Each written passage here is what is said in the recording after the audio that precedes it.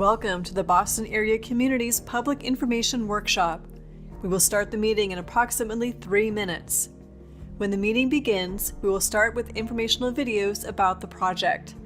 We will then start the question and answer portion. If you have any technical issues, please use the tech support number listed below.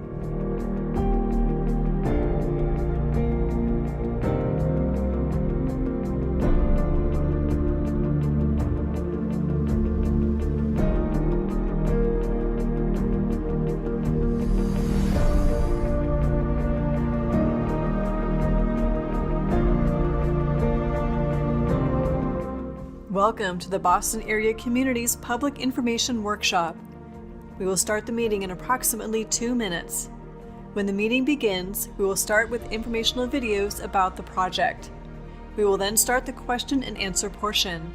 If you have any technical issues, please use the tech support number listed below.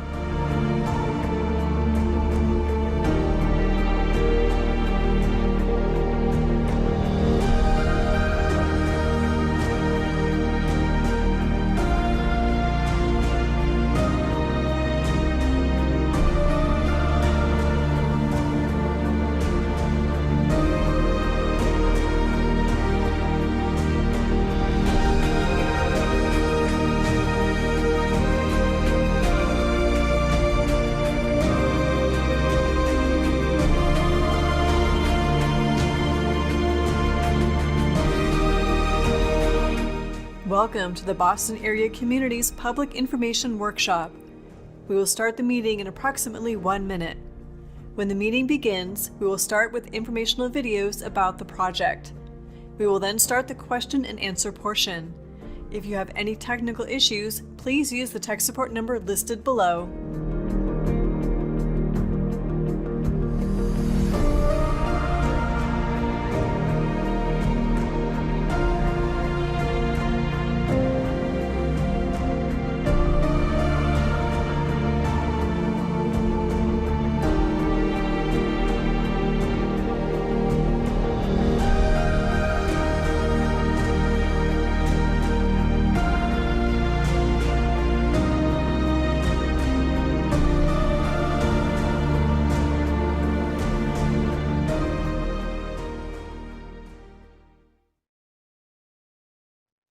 Hello, my name is Colleen D'Alessandro, and I am the FAA New England Regional Administrator.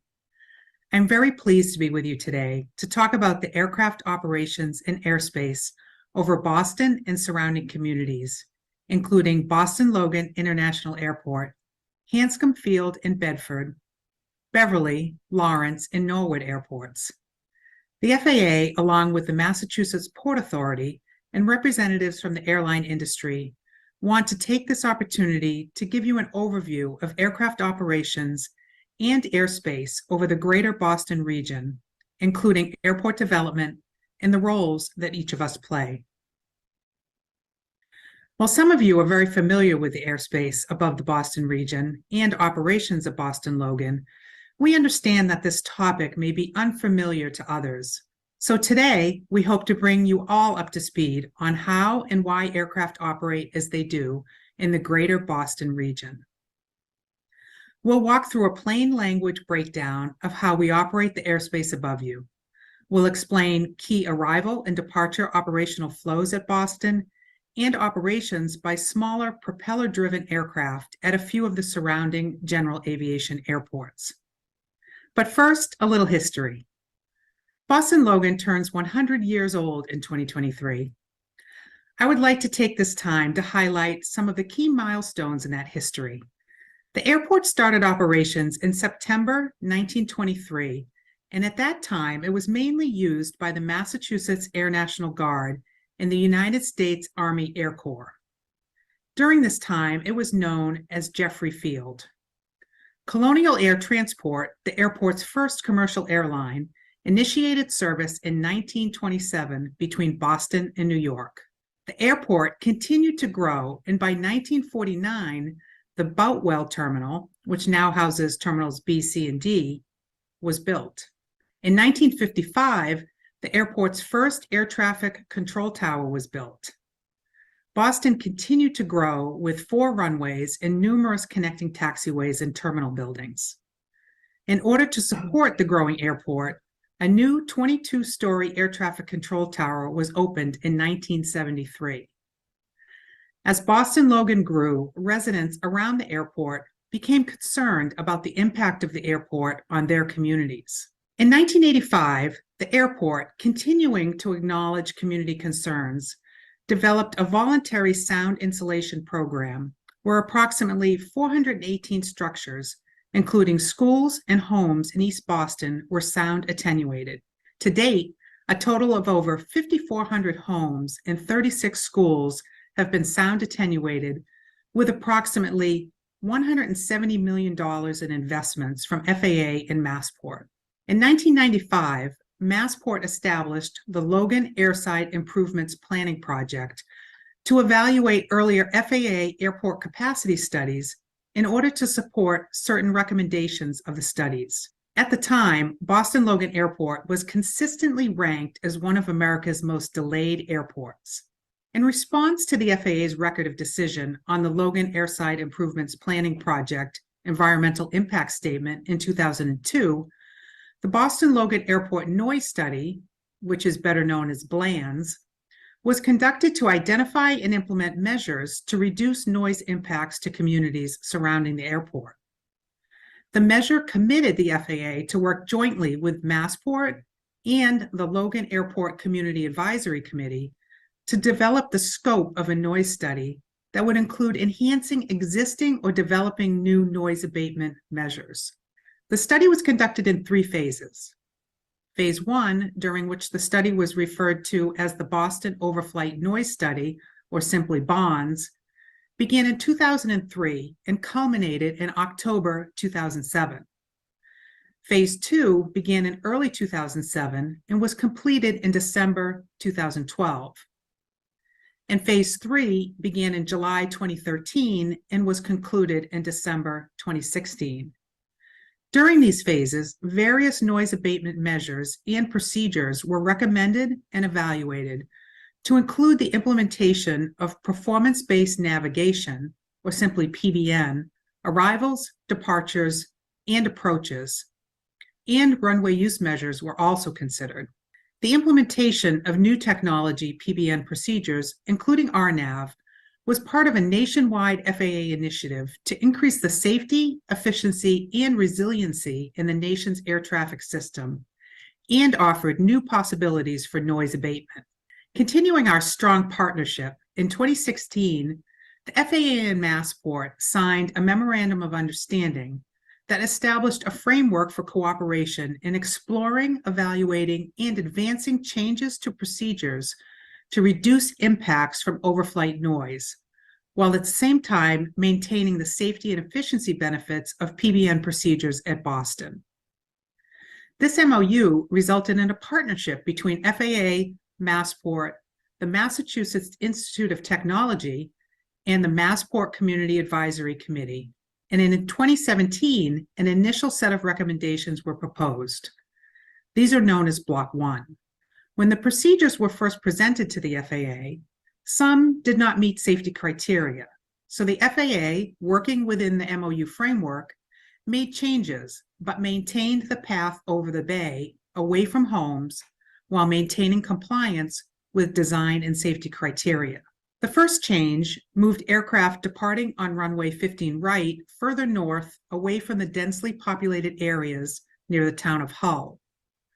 The second change moved aircraft on approach to runway 33 left out over the water, similarly away from densely populated areas near Hull. Pilots can use both procedures 7 days a week during both day and night hours. And these 2 community-requested procedures were published in December 2021 and are now in use. More recently, in early 2022, a second set of recommendations called Block 2 were proposed.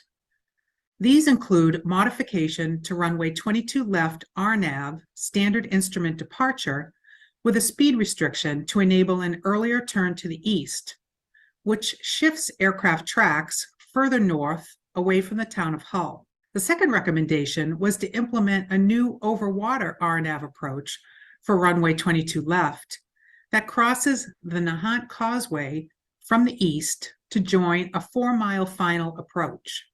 Arrival flight paths from the south and east are moved over water instead of overflying populated areas north and northeast of the airport.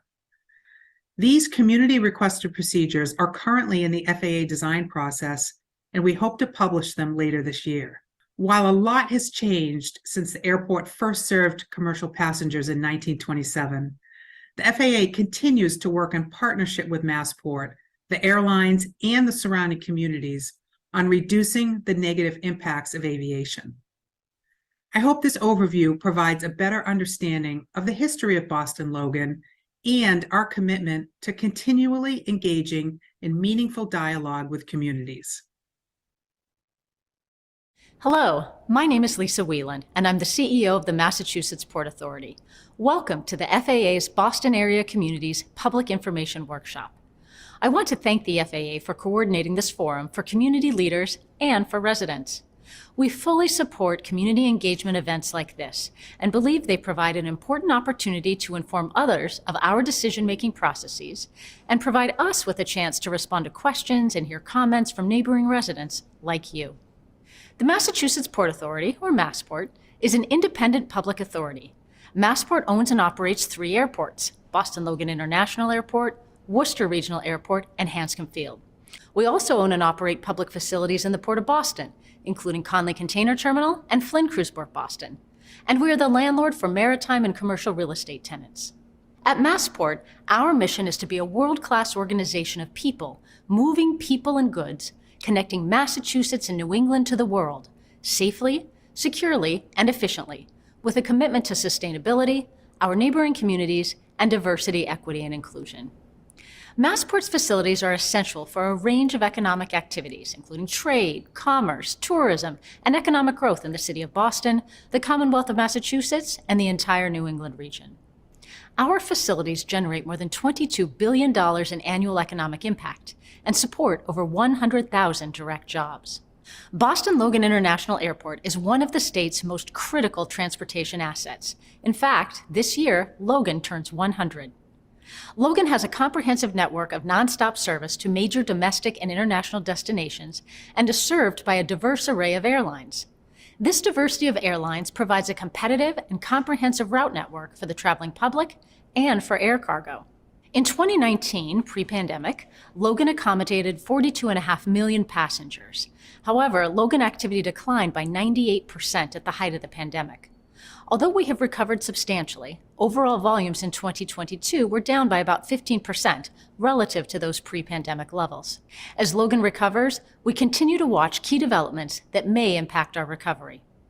Both Worcester Regional Airport and Hanscom Field offer more choices for the region's business and leisure travelers. Worcester Regional Airport serves the central Massachusetts region, offering commercial airline and general aviation services. Delta, JetBlue, and American provide easy access to Florida and New York. Massport and the FAA have invested over $150 million in the airport, including the Cat 3 instrument landing system, which is state-of-the-art equipment for low-visibility operations. Hanscom Field is the region's busiest full-service general aviation airport and serves a vital role as a general aviation reliever for Boston Logan. Hanscom Field provides easy access to the greater Boston area and its suburbs and has 3 first-class fixed-base operators, also known as FBOs, that provide flight support services, including aircraft refueling, maintenance, repair, and storage, along with passenger service. Although the pandemic required Massport to cut some of our planned investments, we continue to modernize key aspects of our infrastructure. Our projects include adding gates and modern space to Terminal E, connecting Terminals B and C, and replacing antiquated roadways. We recently hosted President Joe Biden as we celebrated a grant from the FAA, which is funded by the Bipartisan Infrastructure Law. That grant will be used to help pay for improvements to Terminal E and terminal area roadways. Recognizing that Massport's facilities, and particularly Boston Logan, are situated in an urban setting with community neighbors, Massport works hard through our comprehensive community engagement program to reduce impacts from our operational activity, pursue environmental actions to benefit our surrounding communities, and ensure economic benefits of our facilities reach our closest neighbors. Massport's park and open spaces in East Boston and South Boston provide the community with a space to gather and to enjoy. Later this year, we will be opening Pierce Park 2, creating an additional 4.5 acres of green space along the East Boston waterfront. We are making targeted community investments, such as a residential sound insulation program in collaboration with our FAA partners. Massport also has an active charitable contributions program, awarding grants monthly to local organizations. We support civic and social service agencies through our Community Summer Jobs program, and award scholarships to high school students yearly through our STEM and Memorial Scholarships program. Finally, Massport employees participate in a number of volunteer and donation efforts that benefit our neighboring communities, including the Backpack Project for Children, a Thanksgiving food drive, and our Children's Winter Coat Drive. An important and highly successful strategy to reduce congestion and emissions while providing important customer service options is Massport's HOV initiative. Expanded HOV options include 5 Logan Express sites, like the Back Bay service, a Silver Line connection to South Station, on-airport free shuttle buses to the Blue Line, and water ferry docks. A year ago, Massport set an ambitious goal to become net zero by 2031. This goal applies to Massport-controlled emissions, identified as Scope 1 and Scope 2, and in parallel, we are continuing to work with our customers, partners, and tenants to reduce their emissions, known as Scope 3. Our net zero plan places Massport at the forefront of leaders in the Commonwealth with a commitment to action by 2031, contributing to the Commonwealth's goal of reducing its emissions by 75% in 2040 and becoming a net zero state in 2050. 1 year into our net zero journey, we advanced multiple initiatives, including seeking LEED Gold certification for Terminal E's modernization, generating 75% more energy than planned from our Terminal C solar array, submitting potential maritime and aviation projects to the Department of Energy's Regional Clean Hydrogen Hub, and installing EV charging stations at Worcester Airport. Massport will also encourage and support emission reductions by our business partners, encouraging HOV and EV usage to and from Logan Airport, supporting tenant fleet management conversion to electric ground service equipment, facilitating sustainable aviation fuel, also called SAF, and SAF's development and use here, and supporting energy efficiency and promoting waste reduction. In closing, thank you for this opportunity to inform you about what we do every day at Massport and to share with you our efforts to reduce our environmental footprint. This video provides an overview of aircraft operations and the airspace in the greater Boston area. We'll talk about how air traffic operates, the complexities of Boston's airspace, and the procedures air traffic controllers use to keep airplanes safely separated. Boston Logan Airport and the nearby general aviation airports combined are a complex airspace that operates over a population of more than 4 million people.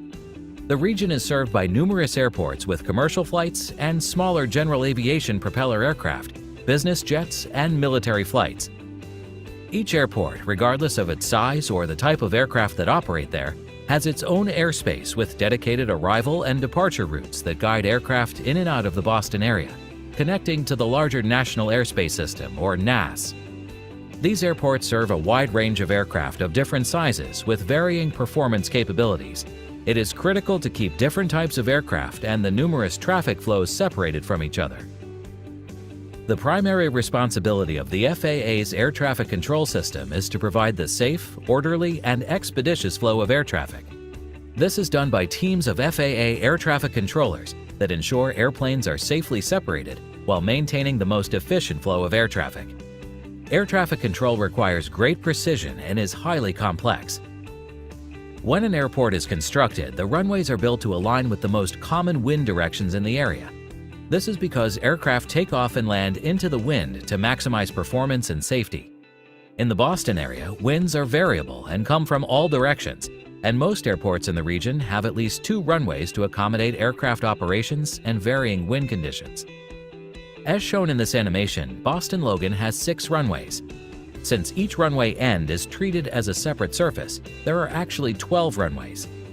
Runway identification is based on the magnetic compass heading the aircraft is facing as it lands or takes off. For example, runway 422 is oriented with a magnetic compass heading of approximately 40 degrees in one direction and 220 degrees in the opposite direction. If you drop the 0 at the end of the compass heading, you will get 4 and 22. Parallel runways are further designated with L for left or R for right as you approach or depart the runway. At Boston Logan, aircraft will land and take off typically in one of 3 operational flows, identified by the direction aircraft are landing and departing, depending on the winds. This example shows aircraft in northeast flow, landing and departing on runway 4 left and 4 right, and departing on runway 9. The other primary operational flows include southwest and northwest. In the busy Boston region, airports may seem far apart. The distance between airports is the same on the ground as it is in the sky. However, aircraft travel at a great rate of speed, greatly reducing the duration time between airports when compared to travel by car. This is another reason why air traffic controllers work to ensure aircraft are properly separated from each other. Aircraft operate using both instruments and visual references. These 2 types of flying are called Instrument Flight Rules, IFR, and Visual Flight Rules, VFR. These types of flying require different levels of air traffic guidance. However, all aircraft must maintain safe separation from each other and terrain. Air traffic controllers help manage and separate all types of aircraft, from the largest commercial jet to the smallest propeller aircraft within the designated airspace. For example, when Boston is in northwest flow, aircraft landing on runway 32 fly over aircraft landing on runway 27. These aircraft are given altitude and compass headings to follow to maintain required separation. Not only are there operations from multiple airports in the region, there are also helicopter and seaplane operations which each have their own unique routes. Helicopters have 7 primary routes within the Boston area, used by the military, news agencies, law enforcement, emergency medical services, and sightseeing operations. Helicopter routes were designed to be over major transportation corridors. Helicopters may stray from these routes for operational needs, such as during news events or when providing emergency services. Seaplanes generally operate in the channel and along the Charles River using visual references to fly. When a seaplane lands, arriving aircraft at Boston Logan must be sequenced to make room for the seaplane. Finally, there are numerous general aviation airports in the greater Boston area, which predominantly serve propeller and business jet aircraft with limited commercial service. Many of these general aviation operations are small propeller training aircraft that fly a pattern around an airport to land and take off.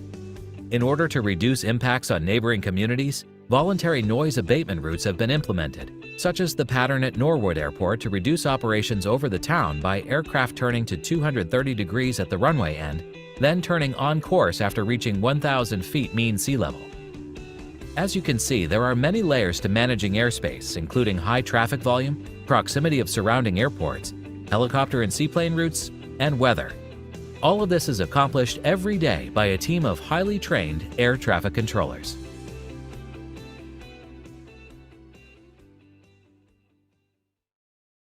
Hello, my name is Barrett Brown, and I'm an operations manager at Boston Tracon. I've been actively involved in air traffic within the Boston area for the last 17 years. This presentation will walk you through the flight procedure poster boards for the arrival and departure procedures in the Boston region. Each of the following boards shows a sampling of approach and departure procedures with current day flight tracks color-coded in blue. These flight tracks represent a random sample from summer 2022, unless otherwise noted. The flight tracks and procedures are all overlaid on a map for the surrounding area. Each flight procedure board is oriented with north facing up. The name of each flight procedure is shown by an arrow on the map containing a 5-letter name. Arrows for arrival procedures point toward the airport, while arrows for departure procedures point away from the airport. For example, this board shows 4 departures: the Highland, Pats, Celtic, and Bruin. These are called SIDs, or Standard Instrument Departures. A few acronyms are used by air traffic controllers explaining the boards and in the text. The spelling of each departure and arrival procedure is limited to 5 letters. For example, the spelling of HYLND, departure, is pronounced Highland. The stars on the board are locations of waypoints, which are fixed navigational points in space that the aircraft fly to. Just as with the spelling of procedures, waypoints are spelled with 5 letters. For example, the COLYN waypoint would be pronounced calling. The flight procedures are colored purple for departures and orange for arrivals. These colored paths show the existing published flight paths. Surrounding the paths are dispersed path areas in either pink for departures or yellow for arrivals. These areas show the typical locations where aircraft fly and account for the different routing to avoid hazardous weather, for operational need, or for safety. When aircraft fly in these areas, it is typically due to a pilot receiving a compass heading from air traffic control. A vector is a magnetic compass heading assigned to an aircraft in a radar environment by an air traffic controller at the Boston Consolidated Tracon or the airport tower. The procedures will use satellite and GPS for guidance, as well as ground-based navigational aids. For arriving aircraft, once on the standard terminal arrival route, or STAR, controllers may either give the pilot a vector to the final approach, fly the entire procedure and would be issued the RNAV approach, or use traditional ground-based navigation called an ILS. RNAV is an acronym for Area Navigation that allows properly equipped aircraft to fly precise routes all the way to the runway, and ILS stands for Instrument Landing System. Aircraft arriving or departing may be vectored off their procedure for operational need, safety, or for hazardous weather. Aircraft that are vectored are given a different heading to fly than the published procedure. The bullet points on the right side provide additional details about the procedures. This board shows an overview of existing arrival and departure procedures in Southwest flow at 5 busy airports in the greater Boston area. There are 67 airports within Boston Consolidated Tracon's airspace boundary.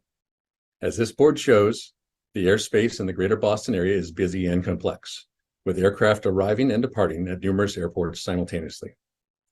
Air traffic controllers manage over 2,000 flights per day within this airspace that is part of the overall national airspace system, ensuring the safety of those in the air and on the ground. This board shows the same flight tracks as the previous board, but these arrival and departure radar flight tracks are color-coded by altitude. These flight tracks are a random sample from summer 2022 and represent a typical day when the operational flow at Boston Logan is in the Southwest flow.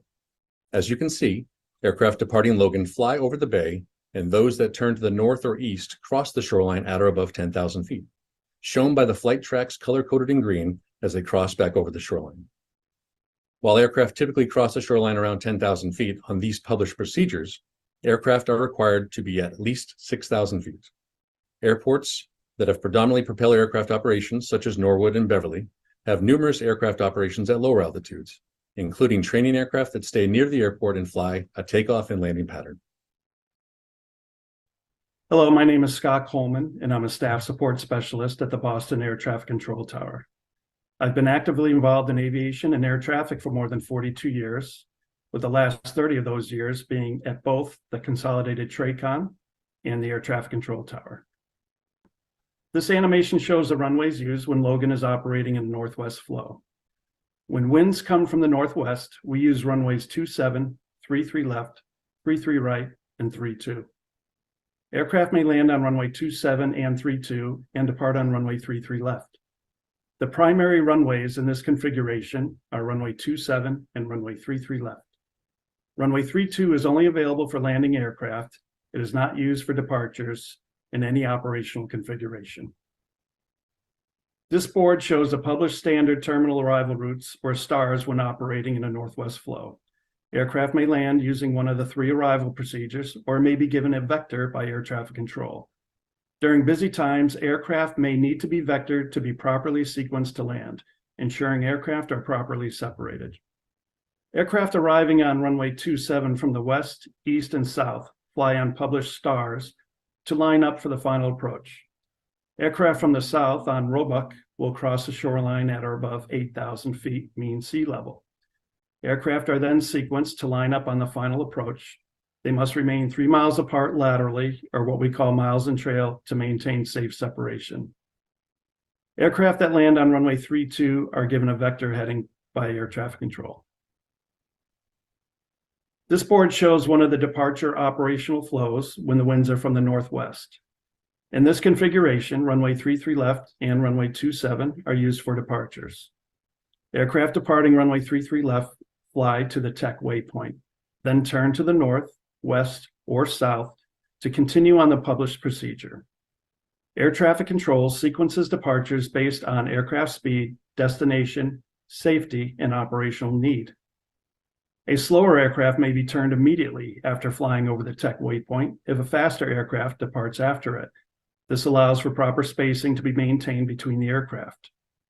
As aircraft transition out of the local Boston airspace, separation between aircraft increases from 3 nautical miles to 5 nautical miles. Additionally, aircraft flying the same route from satellite airports need to be put in sequence with Logan traffic. This board also shows one of the departure operational flows when the winds are from the northwest. In this configuration, just runway 33 left is used for departures.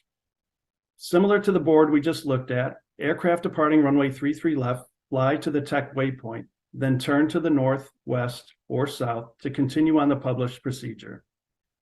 Air traffic control sequences departures based on aircraft speed, destination safety, and operational need.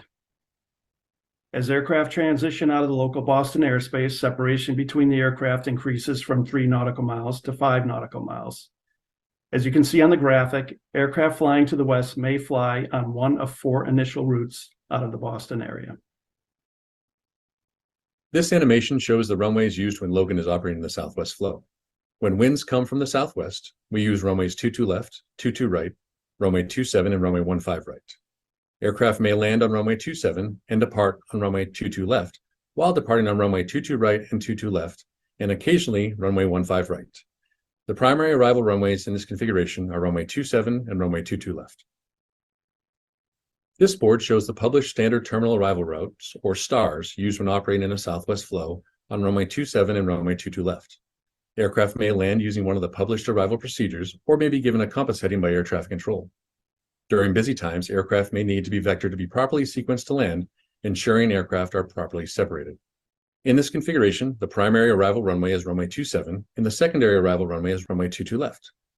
This is due to many factors, including the runway length and landing characteristics of aircraft.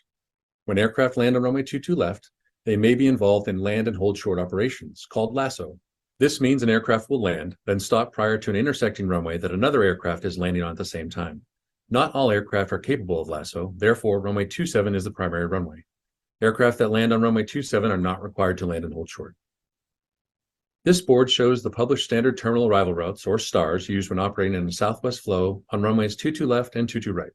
As this graphic shows, aircraft flight tracks that are within the yellow area on the map were given a compass heading by air traffic control to be vectored for landing. The main reason for vectors in this operational configuration is due to the difference in aircraft speeds on final approach, and ensuring proper separation exists between the multiple aircraft coming from different directions en route to the final approach course for landing. This board shows one of the departure operational flows when the winds are from the southwest. In this configuration, runway 22 right and runway 22 left are used for departures, and occasionally runway 15 right. Aircraft departing runway 22 right fly to the TJ waypoint, then turn to the north or south to continue on a published procedure. Just like the other operational flows, air traffic control sequences departures based on aircraft speed, destination, safety, and operational need. The pink area on the map shows where aircraft typically fly in a southwest flow. Aircraft may turn after reaching Tasket to maintain proper spacing between departing aircraft. The majority of aircraft on the westbound SIDS fly to the Humo waypoint and then fly direct to the next waypoint on the route. When aircraft are landing on runway 27, aircraft that depart runway 15 right first fly runway heading, which is 150 or 150 degrees, then flying to Tasket and onto their destination. This animation shows the runways used when Logan is operating a northeast flow. When winds come from the northeast, we use runways 4 right, 4 left, and runway 9. The primary runway in this configuration is runway 4 right. This board shows the published standard terminal arrival routes, or STARS, used when operating in a northeast flow on runways 4 right and 4 left. As this graphic shows, aircraft flight tracks that are within the yellow area on the map were given a compass heading by air traffic control to be vectored for landing. These aircraft are sequenced to land with aircraft coming from the east and south. This board shows one of the departure operational flows when the winds are from the northeast. In this configuration, runways 4 left, 4 right, and runway 9 are used for departures. Aircraft departing runway 4 right fly to the Nahant waypoint, then turn to the north or south to continue on a published procedure. Just like the other operational flows, air traffic control sequences departures based on aircraft speed, destination, safety, and operational need. Aircraft that are turned once reaching the end of runway 9 are typically propeller aircraft, which are assigned vectors to keep them separated from the flow of jet traffic. This board shows the visual helicopter routes in purple. Helicopters operate in the Boston area using both visual and instrument flight rules and include training, emergency services, medical transport, news, sightseeing, and law enforcement. Helicopter operations that most operate using instrument flight rules are medical transports going to and from the numerous hospitals in the Boston area. Oftentimes, helicopters fly at altitudes lower than propeller aircraft for the purposes of their mission, but must always remain clear of aircraft operating at Logan. For example, when aircraft arrive on runway 4 left or right, Helicopters may fly at 400 feet mean sea level on portions of the bay or quarry routes. Also, helicopters may fly in other areas as they transition to and from the purple helicopter routes. In addition to the runways at Boston Logan, there is also a seaplane base in the harbor. There are several seaplane operational flows that allow for simultaneous seaplane operations with the regular Logan air traffic. We will look at the innermost portions of the seaplane arrival and departure paths. As the seaplanes near the water landing area, they arrive either from the southeast and depart to the northwest, or they arrive from the northwest and depart to the southeast. Under ideal wind conditions, we can have them arrive from the northwest and then depart to the northwest. The seaplane operations that occur at Boston are conducted by a commercial operator and must follow the same rigorous standards set by the FAA for all commercial air carriers, including having 2 pilots, specific aircraft maintenance requirements, and required periodic checks of the pilots by FAA flight standards personnel. These operations are conducted with Cessna Grand Caravan EX aircraft, which are multi-million-dollar sophisticated aircraft. The Cessna Caravan has operated all over the globe for decades. When equipped with amphibious floats, which add almost $1 million to the cost of the aircraft, they can land on water with the wheels up and on hard runway surfaces with the wheels down. The ability to land on water or land gives the operator flexibility for safety, weather, or other operational considerations. For example, on any given day, if the weather is not conducive to water operations, the seaplanes can simply land and depart at Logan Airport.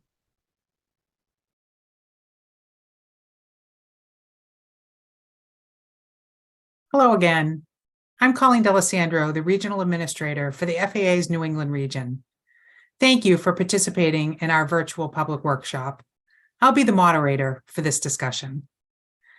I'd like to cover 3 procedural items before we start the Q&A. First, if you're having technical issues connecting to the workshop, you can text our tech support number anytime during the workshop. That number is 949-478-0253.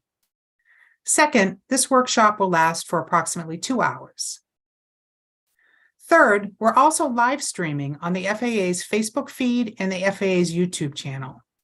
A recording of this workshop will be available on FAA's YouTube channel shortly after the end of the workshop. All the slides shown during the recorded introduction are also included in the recording. Because addressing community concerns about aviation is a joint responsibility that we share with the aviation industry in airports across the country, we're pleased to have our airport partners from Massport joining us today. In addition, we have representatives from JetBlue, Cape Air, and the National Business Aviation Association. They'll answer your questions about their operations and offer their perspectives. Let me introduce you to our panelists. I'll start with the FAA team. Richard Doucette. Richard is an FAA's Environmental Protection Specialist. Next, we have Veranda Johnson. Veranda is also an FAA Environmental Protection Specialist. Then we have Barrett Brown. Barrett is an Operations Manager at Boston Consolidated Terminal Radar Approach Control, better known as the TRACON. From Massport, we have Flavio Leo. Flavio is the Director of Aviation Planning and Strategy at Massport. And we also have Steve Salprizio, the Manager of the Noise Abatement Office at Massport. Next, we have Heidi Williams. Heidi is the National Representative for the National Business Aviation Association, also known as NBAA. We also have Lee Brown. Lee is a Manager of Strategic Airspace Programs at JetBlue. And last, we have Steve Phillips. Steve is the Director of Operations at Cape Air. We sincerely appreciate the participation of our panelists. The challenges around aviation and noise are complex and must be addressed by the entire aviation community. I hope that the information provided in the live Q&A provide value. For your participation in the meeting, if you registered on the Zoom platform, please submit your questions on the Q&A tab. If you're watching on Facebook or YouTube, please submit your questions in the platform's chat area. I also want to mention that at yesterday's workshop, we received a lot of questions. We're trying our best to answer them all. But to be efficient, we're combining similar questions. So if you don't hear your specific question, that may be why. Also, if you're asking about a specific operation on a single day, please submit your question directly to Massport's noise complaint line. Or if you've already done that, you can submit a question directly to FAA's noise portal. Go to faa.gov/noise, and you will receive a response. Before we start the question and answer portion of the meeting, I wanted to ask our panelists a couple of questions about how the airport, airspace, and aircraft all operate in this space. So the first question we'll ask our airline panelists in NBAA. As we saw in the opening videos, the Boston area is incredibly complex for many reasons. We have variable weather, we have numerous airports, complex airport layouts, and all different kinds of airplanes operating in this complex airspace. For our panelists, how is Boston unique for your operations? And I'll ask Heidi first if she could answer that. Thanks, Colleen, and nice to be here with you all.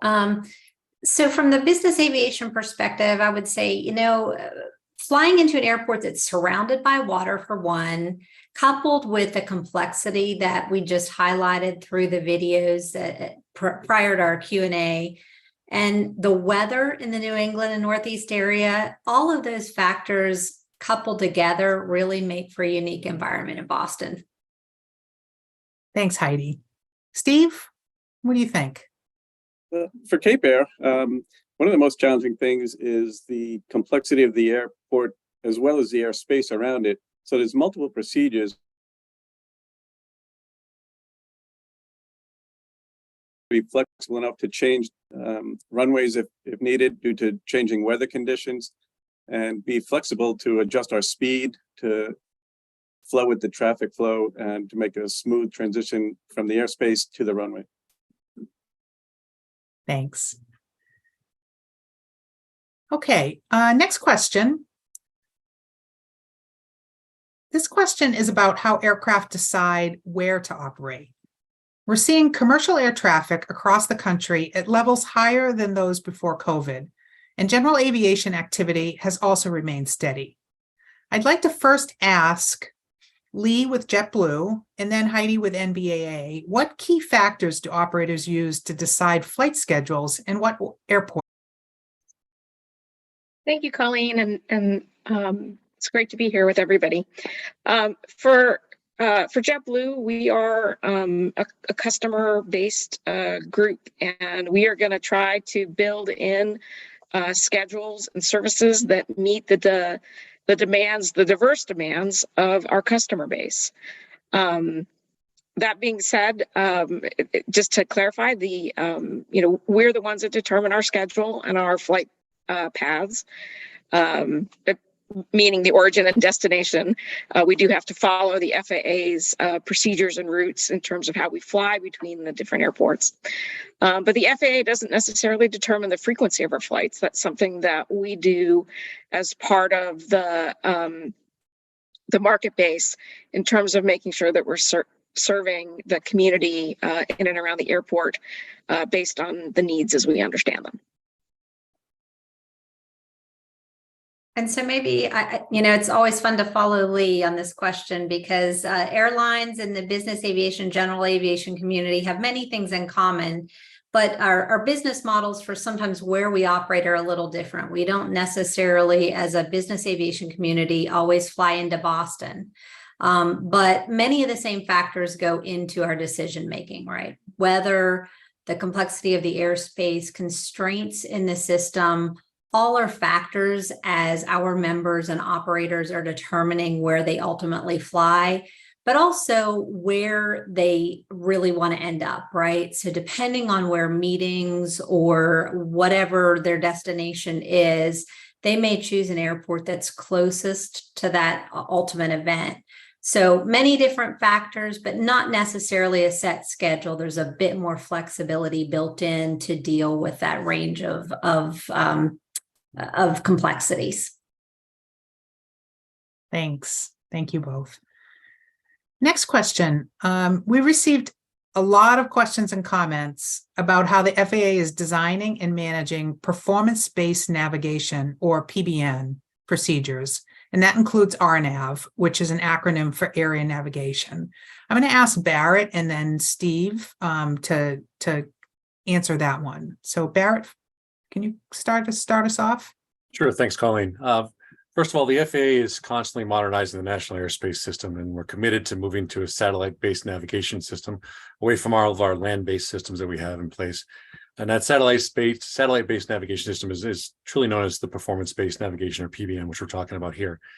This is consistent with congressional direction, and it's necessitated by the growth in the system. You know, the airlines and the aviation system is constantly growing, and we need to meet those demands as they come up. Now, as far as PBN itself and how it impacts air traffic on our end, you know, it creates flight paths that are more efficient. It helps us remedy airspace congestion as it comes up, and it simplifies our air traffic control procedures, which all results in a safer system. And as we know, and all the community members know, the Boston area has a lot of airports, and Logan is one of the busiest in the country. So it's really important that we reduce that complexity as much as we can. Thanks. And Steve, from an air carrier's perspective, what does PBN mean to you? I think the biggest thing for our air carriers is the ability to do GPS or RNAV procedures, for instrument approach procedures, to do straight-in approaches to the runway. In the old days, we used to have to do curving approaches and circling approaches, and that required higher weather minimums. So this gives us the ability to provide more reliable and dependable service in lower weather conditions because of the more stabilized approaches that the PBN allows for air carriers to accomplish. Thanks. Okay, next question. Again, this has been a hot topic yesterday, and already a number of questions today regarding runway 33 left. So I'm going to ask Barrett to start us off on this one. Why can't there be more dispersion when aircraft depart on runway 33 left? There are too many runway 33 left departures. Why can't they be spread out? So historically speaking, Boston Logan only uses runway 33 left for departures approximately 25% of the time, and that is throughout the year. And it really is based on seasonal use as well. And during the early morning hours, especially when we have a large departure bank, when there's transcontinental flights that are more prevalent, there's a greater use of runway 33 left for departures. That's due to the northwest winds we see, need for a greater length of runway required because these aircraft are heavier, they're larger, they're full of fuel, full of passengers. And also there's some construction cranes off the end of runway 27 in the Boston city area that have been impacting the departures off of runway 27 over the last couple of years. And later on in the afternoon into the evening, those large number of transatlantic and international carriers that we see come in from overseas, they tend to request a longer runway as well for their departures for the same reasons. And this can be runway 33 left depending on the winds at the time when those aircraft arrive or depart. Regarding dispersion versus concentration of flights, departing runway 33 left, as we have and will continue to discuss, the SIDS, as we've talked about, provide predictability. And in a very complex area like Boston Logan, which is in close proximity to lots of other airports in a large city, it is critical that we do not take them off those pre-established routes in a complex area and during a critical phase of flight. Now, we do have some ability to take them off the departures as needed for safety reasons, obviously, but we like to keep them on as much as possible because it is so complex in and around the airport. There's also a lot of binding legal decisions that have come about in the last decades around Boston that restrict any changes to our current SIDS as they are designed today. Thanks, Barrett. I know this is a question that's on a lot of people's minds, and we wanted to just take a little bit of extra time when we get started to talk about a number of aspects of this. So Barrett kind of talked about it from a operational perspective. I wanted to just touch on dispersion. One of the biggest challenges with dispersing noise is getting communities to agree on how to share the noise. Dispersion doesn't reduce the total amount of noise. Instead, it distributes it among more people. So for everyone who gets less noise, there are other neighboring communities who are getting more noise. And that's a difficult conversation between communities. We have been working with MIT through our research efforts to understand how we can use supplemental metrics to help facilitate the discussion that might be needed to determine how to share the noise from aircraft operations. MIT did make a recommendation that would have provided greater dispersion, but the communities felt that that proposal didn't go far enough. And it didn't do anything to spread out the noise in what they considered a significant way. So therefore, they voted against it. So that was one proposal. The MIT study also looked at a number of other options for runway 33 left, but ultimately that single recommendation was made. And at this point in time, that is the best proposal that we have to offer. Okay, next question. I'm going to ask Veranda to cover this one. How are ultrafine particles managed from airplanes, and how are they integrated with surface transportation? Okay, thank you, Colleen. Both the Environmental Protection Agency and FAA have determined that aircraft operations at or above mixing height of 3,000 feet above ground level have a very small effect on pollutant concentrations at ground level. While 3,000 feet above ground level is the threshold established by EPA and the FAA, our research on mix and heights indicates that changes in air traffic procedures above 1,500 feet above ground level and below the mixing height would have little, if any, effect on emissions and ground concentrations. More information can be found at our website, faa.gov/regulations. Thanks, Veranda. Thank you, Colleen. Next question is for Barrett. Has there been a new arrival path published for Logan? It seems like there are arrivals in new areas. So there have been no new arrival paths per se created. There have been upgrades by introducing satellite navigation procedures, which overlay our existing ones that we already have in place. One exception to this, though, is that we do have the new RNAV GPS approach to runway 4 left, which is currently under review. Okay, question for Steve from Cape Air. Could aircraft climb at a faster rate to be higher sooner? And would runway use influence this?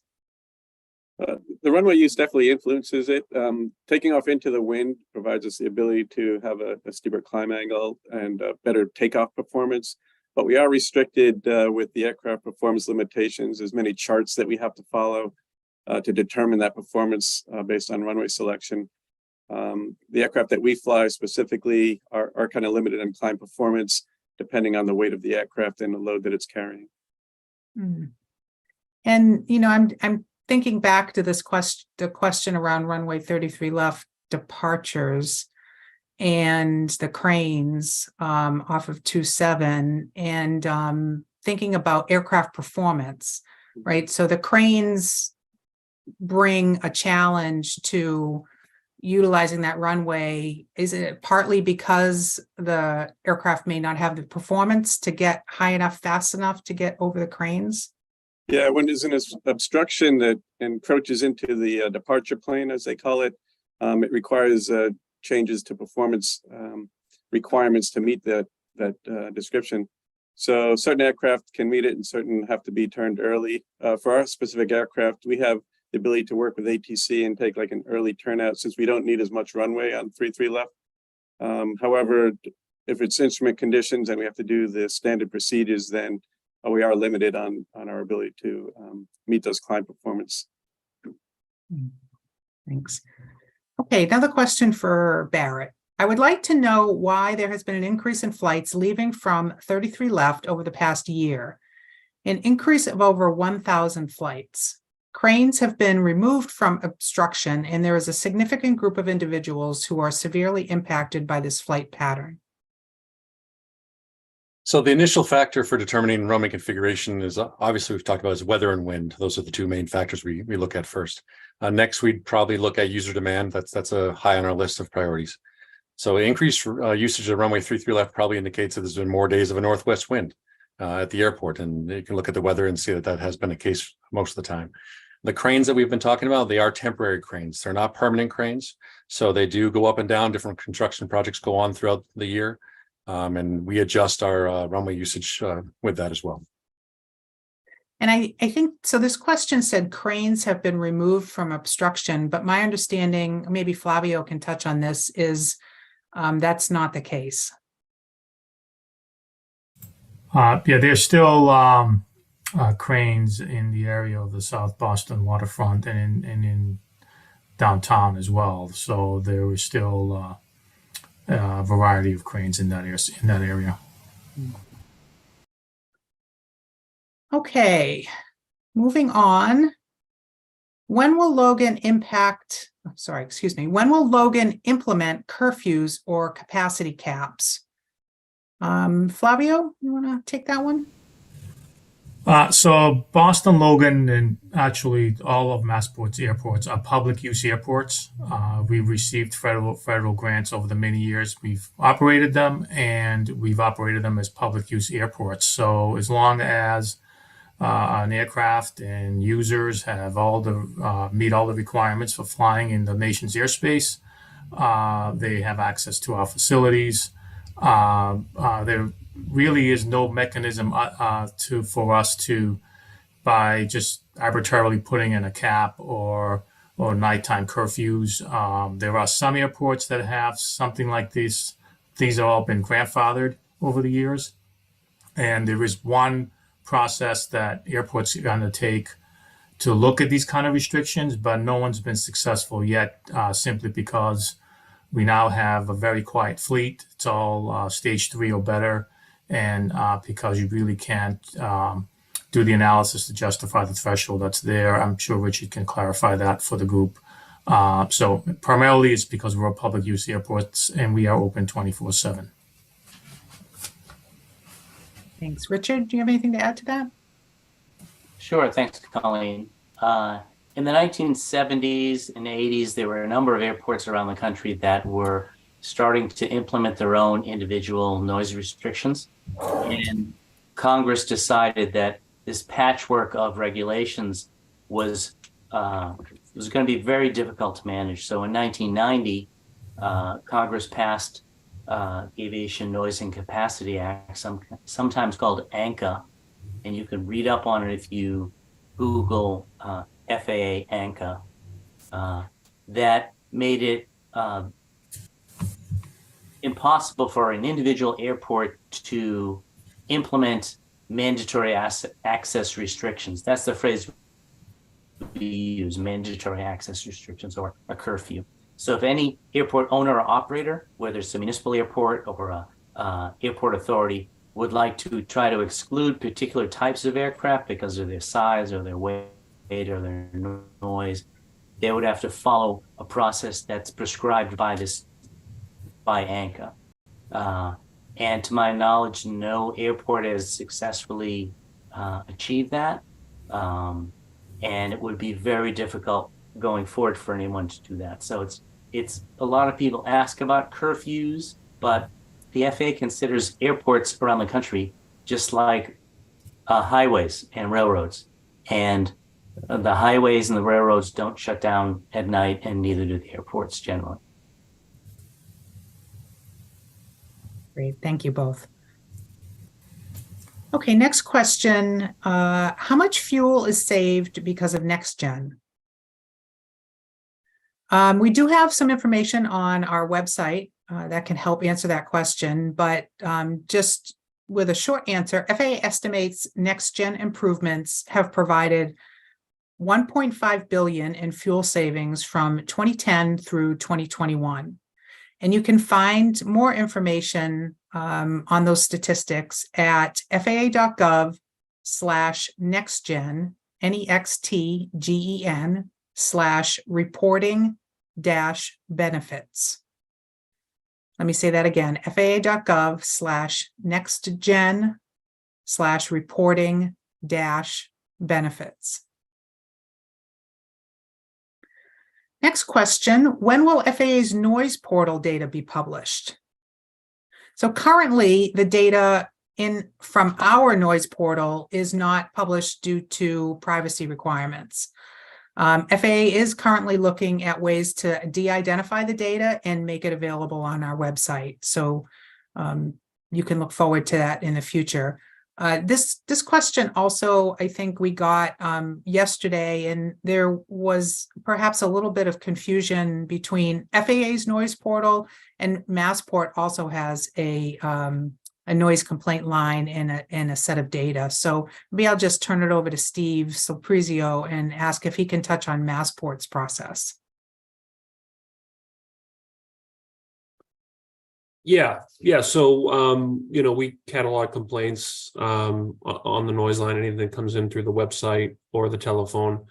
And then we, investigate the complaints and then send responses back to members of the public. We also post some of that complaint data to our website, no personal information, just mostly where the complaints are coming from, what towns, cities they're coming from, and the total number of complaints, as well as the numbers of individuals that complain. So all that data is available on our website and posted and updated every month. Great, thanks, Steve.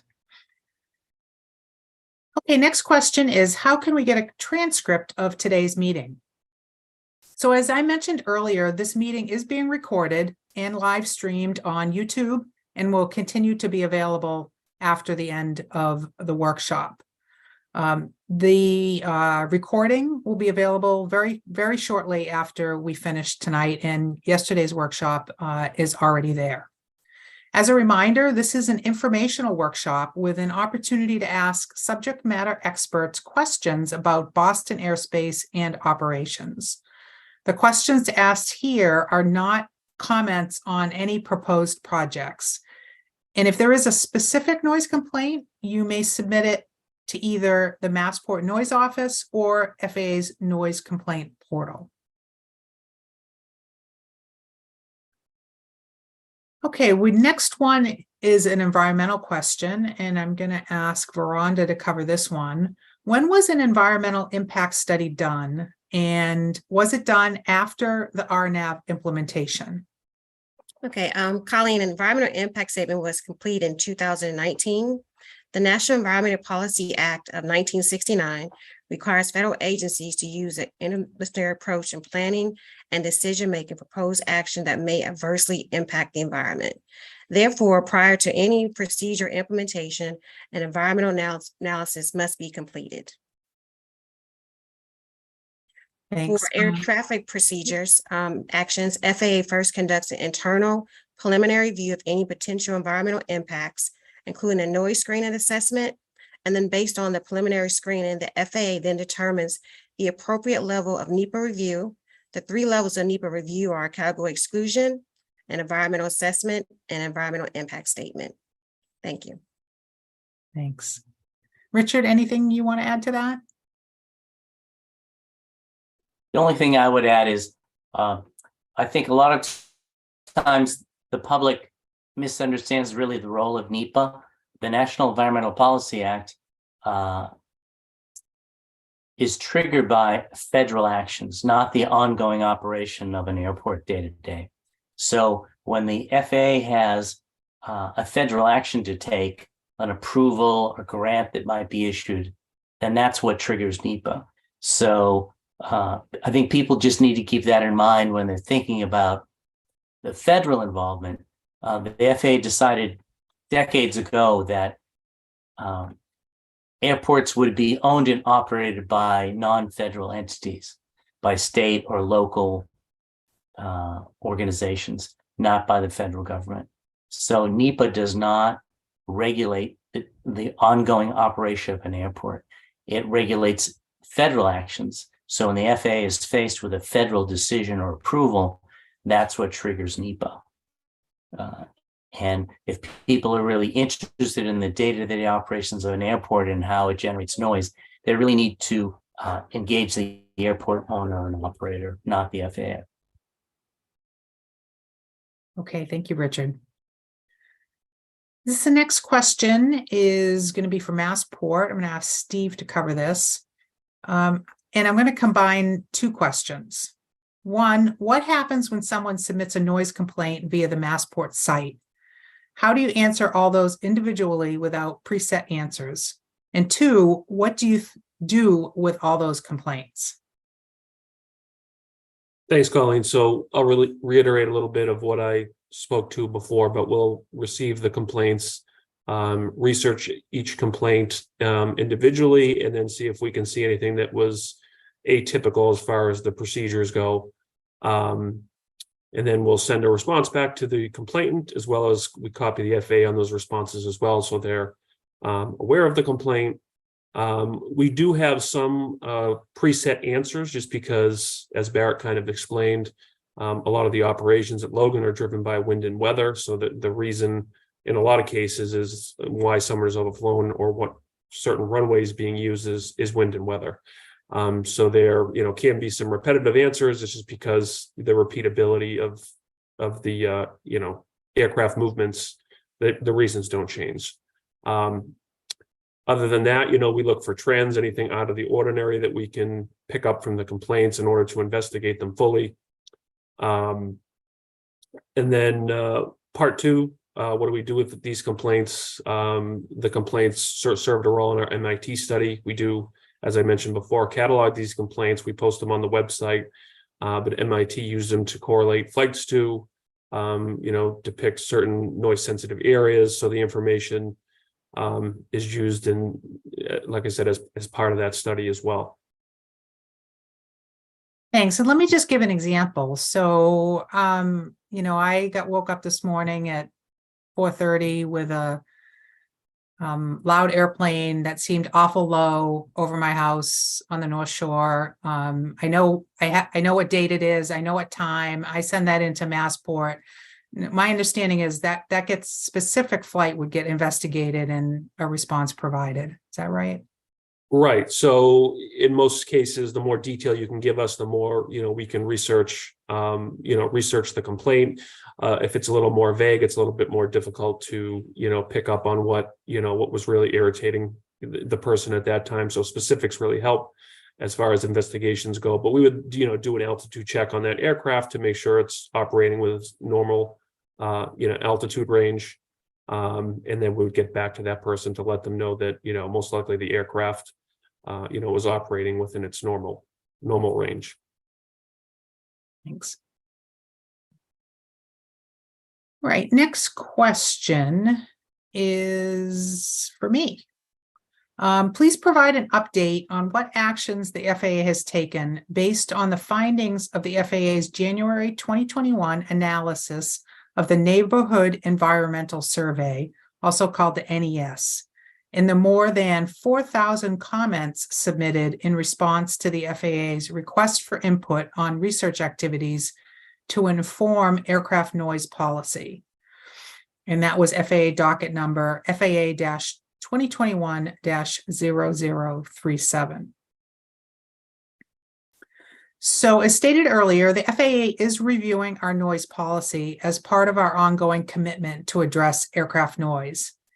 In fact, we'll be publishing a Federal Register notice in the coming days to initiate engagement with the public and other stakeholders to provide input for the agency's consideration on potential changes to our noise policy. You can stay up to date on our noise policy review and sign up for alerts by visiting our website.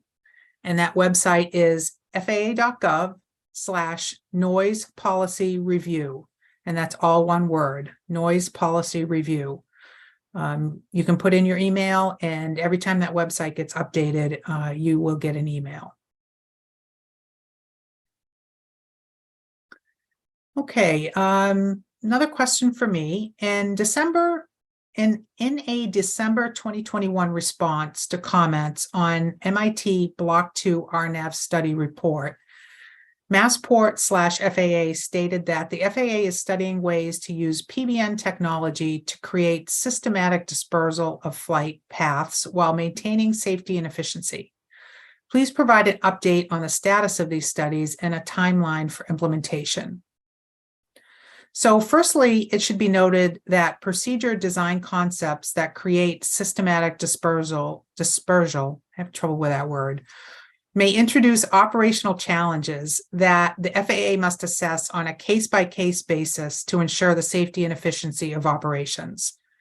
So what could work at one airport may not work at another, and these concepts must be considered within the context of the entirety of the airspace. Secondly, the implementation of dispersion requires coordination across communities. As I mentioned before, some communities would likely get increased noise exposure to enable others to get a reduction. So as part of the Boston Logan RNAV study, the FAA conducted research with MIT, which focused on metrics and methods for presenting noise exposure data to operational stakeholders and communities to ensure they're well informed of the trade-offs involved with deployment of systematic dispersion.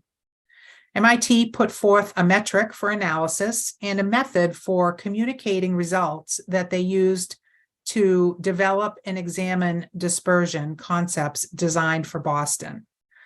The results of these studies have been published and are available for use in future procedure development efforts focused on dispersion. So that's kind of a summary of that research. Next question is for Flavio at Massport. Why is there no 94 unleaded fuel or 94 UL fuel sold at Massport's Hanscom Field? Thank you for that question. I'm not aware of that whether that fuel is sold or not. I can understand kind of why the question is being asked. It's related to low lead fuel that's primarily used by certain piston aircraft. I know that's a big concern for communities and for the industry. And I know that there's a lot of work being done by the industry and EPA and FAA to phase that fuel out. And as you may know, the reason that that's a critical fuel is for safety purposes, that the fuel blend allows the aircraft to fly safely, and the transition to a new fuel has taken time. Thank you. Okay, question for Barrett. How is safety improved since the RNAV compared to what used to happen before it? So let me repeat that. How is safety improved, I would say, since the introduction of RNAV compared to what was used before that? So the introduction of RNAV procedures has done a couple of things that are important to both air traffic and from a pilot's perspective. First, it reduces radio congestion. There's predictability in those flight paths. Pilots can pre-plan hundreds of miles out what to expect. Controllers can look at an aircraft and know exactly where they're going to be without having to continuously turn or vector the aircraft, depending on what's going on.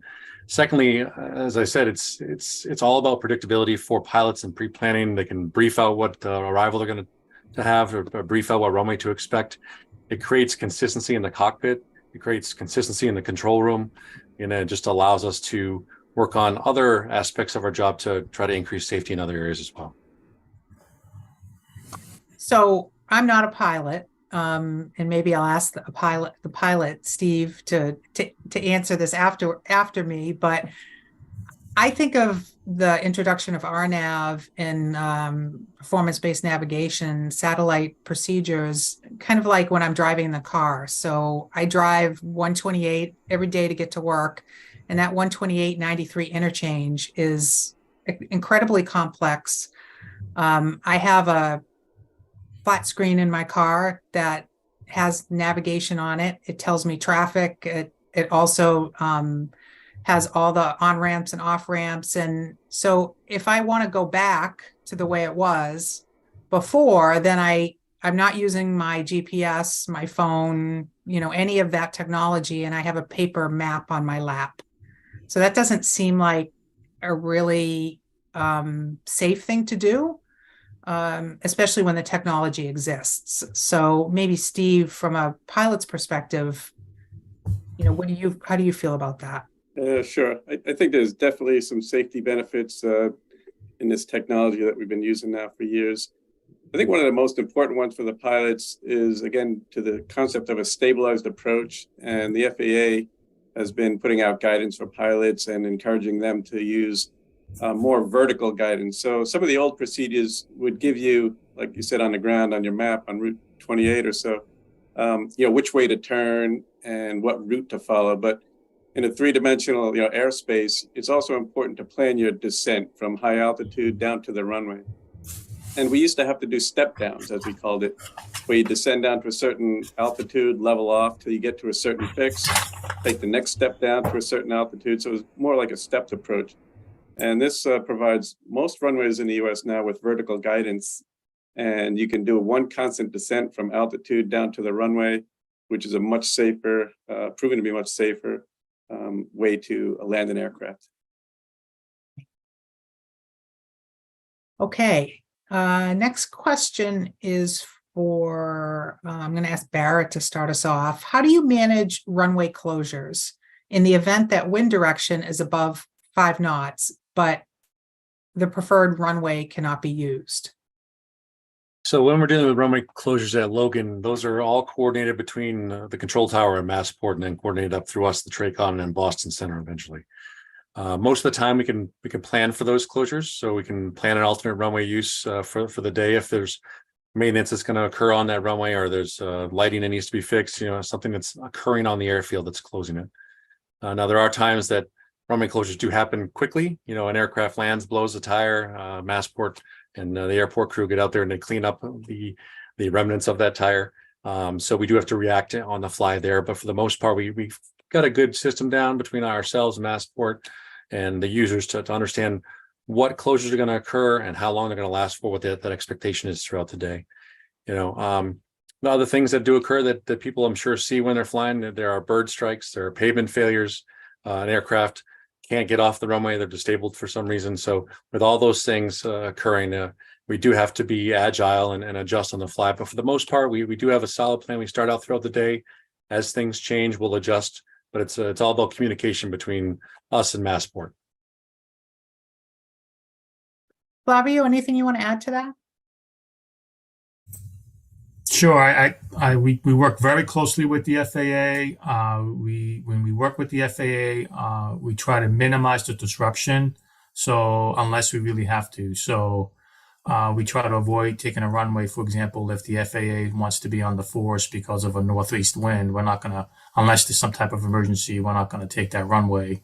And we're going to probably do something else in another part of the airfield that we can access. Obviously, if there's construction, major construction, we have to work very closely with them. Or if there's as Barrett mentioned, emergency situation.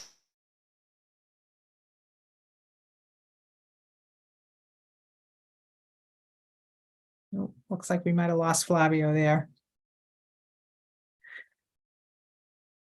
Okay, Barrett, I wanted to go back to you actually for, you mentioned tower, TRACON, and center. And can you just talk a little bit about what that means? And I know there's controllers in all 3 of those locations, and just to help for folks that maybe don't understand that terminology. Sure. So as far as the tower is concerned, everybody that travels through Boston knows that we have a beautiful control tower there that is very well known just by the look of it across the world, honestly. I myself work at Boston TRACON, which is located up in Merrimack, New Hampshire. Boston Center, which is the en route facility, is located in Nashua, New Hampshire. They handle more of your high altitude. Like once you get on the highway, they're the ones that handle you to your destination, basically. So you start out at the tower. The TRACON handles you up to about 10 to 14,000 feet, depending on the location, hands you off to the center. Then on the way into your destination, it's the reverse of that. As far as the facilities that we have in New England and the Boston district specifically, we've got a large number of federal facilities. There's a lot of contract towers, Lawrence, Beverly, Nord, all those facilities. So there's a large number of air traffic controllers, staff specialists, managers, tech ops folks. I could guesstimate to say between greater New England and upstate New York, we probably have somewhere near 1,000 controllers and probably 1,300 to 1,400 people overall that work to try to ensure that this area of the country is the safest it can be. Thanks. And I know that, the Boston area is critical to the efficiency of the overall national airspace system. So while Boston, we care about Boston and we care about what happens in this area, but when I'm going on vacation to Florida, I care about that I'm going to get to Florida on time. So the whole Boston integrating with the rest of the system, I mean, that's important too, right? Absolutely. I mean, to use a kind of a cliche phrase here, Boston's the tip of the spear, right? We're the end of the world as far as air traffic in the continental US. So we're an origin and a destination airport. And when things start to get delayed here, they start to ripple throughout the system because Boston is usually the first airport that wakes up in the morning. So what we do here is important to make sure that the NAS can stay on time throughout the day. Great, great. Well, don't take a break here because next question's for you too. What is the suggested altitude for flights going over Tech, and can it be increased? So the Tech waypoint does not have an altitude restriction. Let's start with that. I was recently surveyed to put an altitude restriction on the procedure, and it was rejected because it placed an excessive climb gradient on the procedure, which would negatively impact safety. Okay.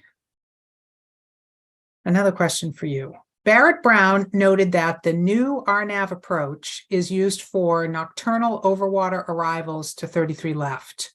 The approach is not gradual, but looks like a staircase. He noted it is only used for the new overwater approach to 33 left. This is simply not true. The staircase arrival to 33 left is being used for the majority, if not all, nocturnal arrivals to 33 left. Why are a town 20 miles out being burdened with intense noise when after it is followed by 7 to 12 miles of level off? These planes are over land until Hull. All right, so the approach that I was referring to is the new RNAV approach. We have the RNAV, or what's called an RNP approach, X-ray to runway 33 left. So because it's an RNP approach, it requires special aircrew authorization. Not all pilots or aircraft are certified to fly this approach, and they have to be offered a conventional approach in lieu of that. The RNP approach has a continuous descent once the approach is started. So once they start that approach, it is a continuous curved descent in there. But again, if an aircrew cannot fly that approach, we've got to offer them another conventional approach that they can fly. And what would be some reasons why, and maybe this is for Steve or Heidi, why would they not be able to fly it?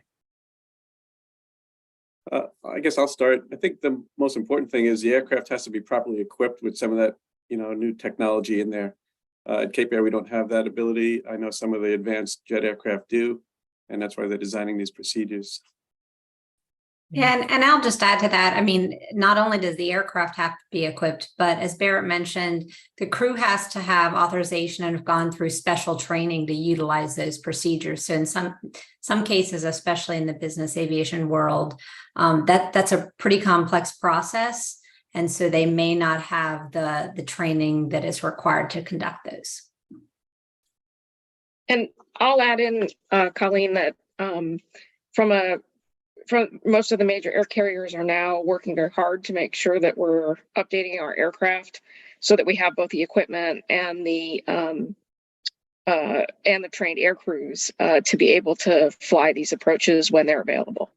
JetBlue is one of the airlines that is equipped and trained, but there's also United and Alaska and a number of the other major carriers. Great, thanks. Okay, next question. I'm going to ask both probably Barrett and Steve to cover this one. Does FAA direct flight schools where to concentrate flight training maneuvers? So I'll jump on that from the FAA perspective. We, the FAA, do not direct pilots where to concentrate their flight maneuvers. Generally, flight schools and pilots will conduct those flight procedures when they're doing their training away from busy airports. It's just easier for them to operate in a less congested area, and they know the impact that it does have on the rest of the air traffic controllers and the pilots and flight crews in and around them. So we do not tell them where to go. They operate in Class C airspace, generally speaking, and that's about all I have on that one. Sure. From my perspective, it's very busy around Boston, and so some of the surrounding flight schools at some of the satellite airports have to avoid certain airspace. So there's different altitudes that go out to different distances that you have to have a clearance specifically from air traffic control to enter that airspace. So generally for flight training, they'll either stay below the outside of that or well enough distance wise to remain, so they don't need the specific clearance to do each maneuver from air traffic control. And so, Colleen, maybe I'll jump in as well. As a flight instructor myself, I know, there are certain requirements that we have to comply with as we're conducting training.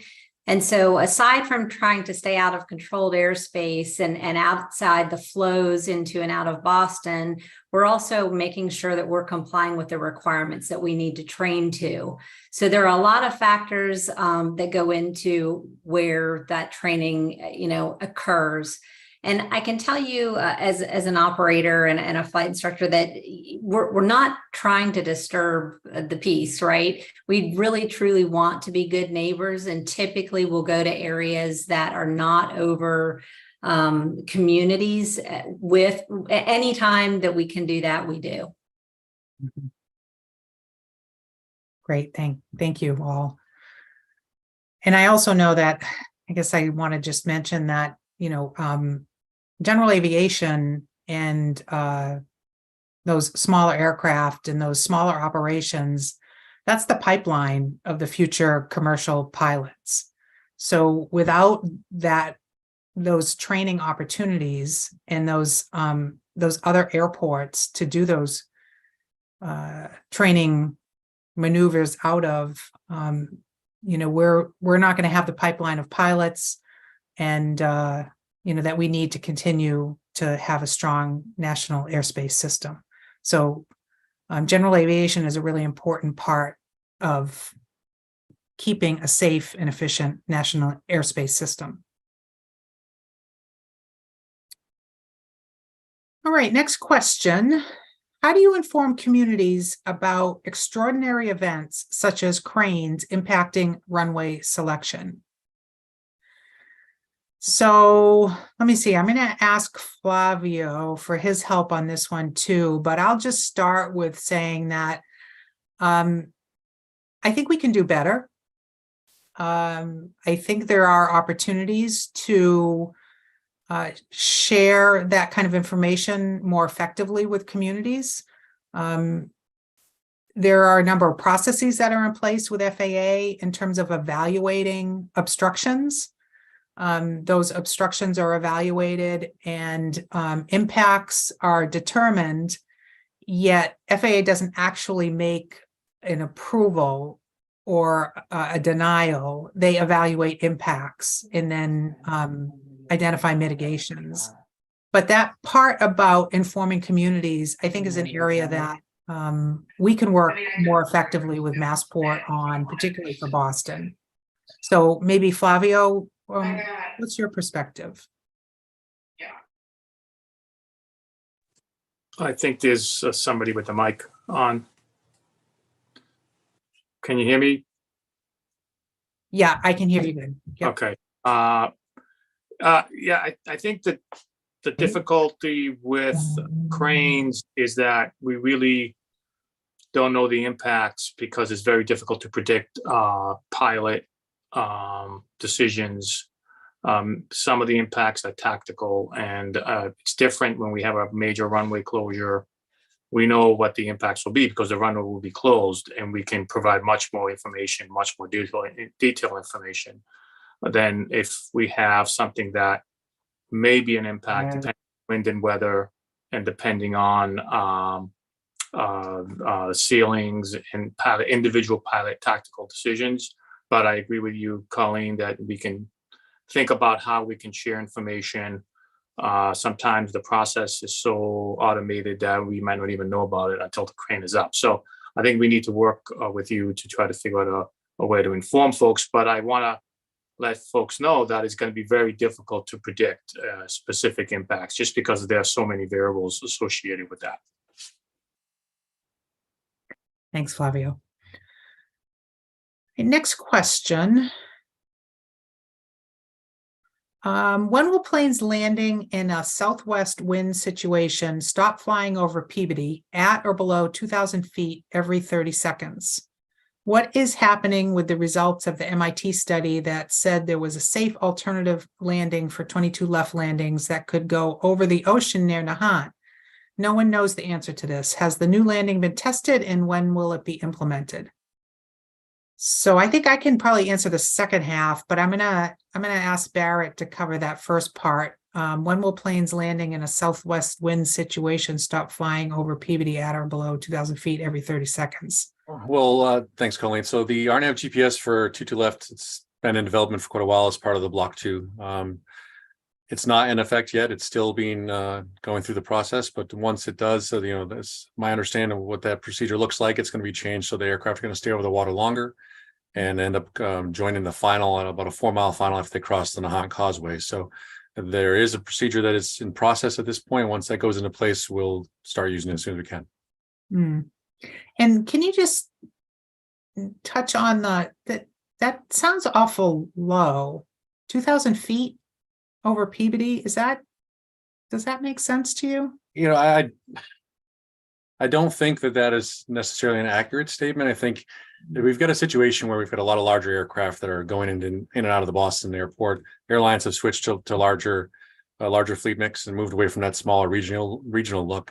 I think that a lot of times people see a larger aircraft and just assume it's lower because it looks bigger than they're used to seeing.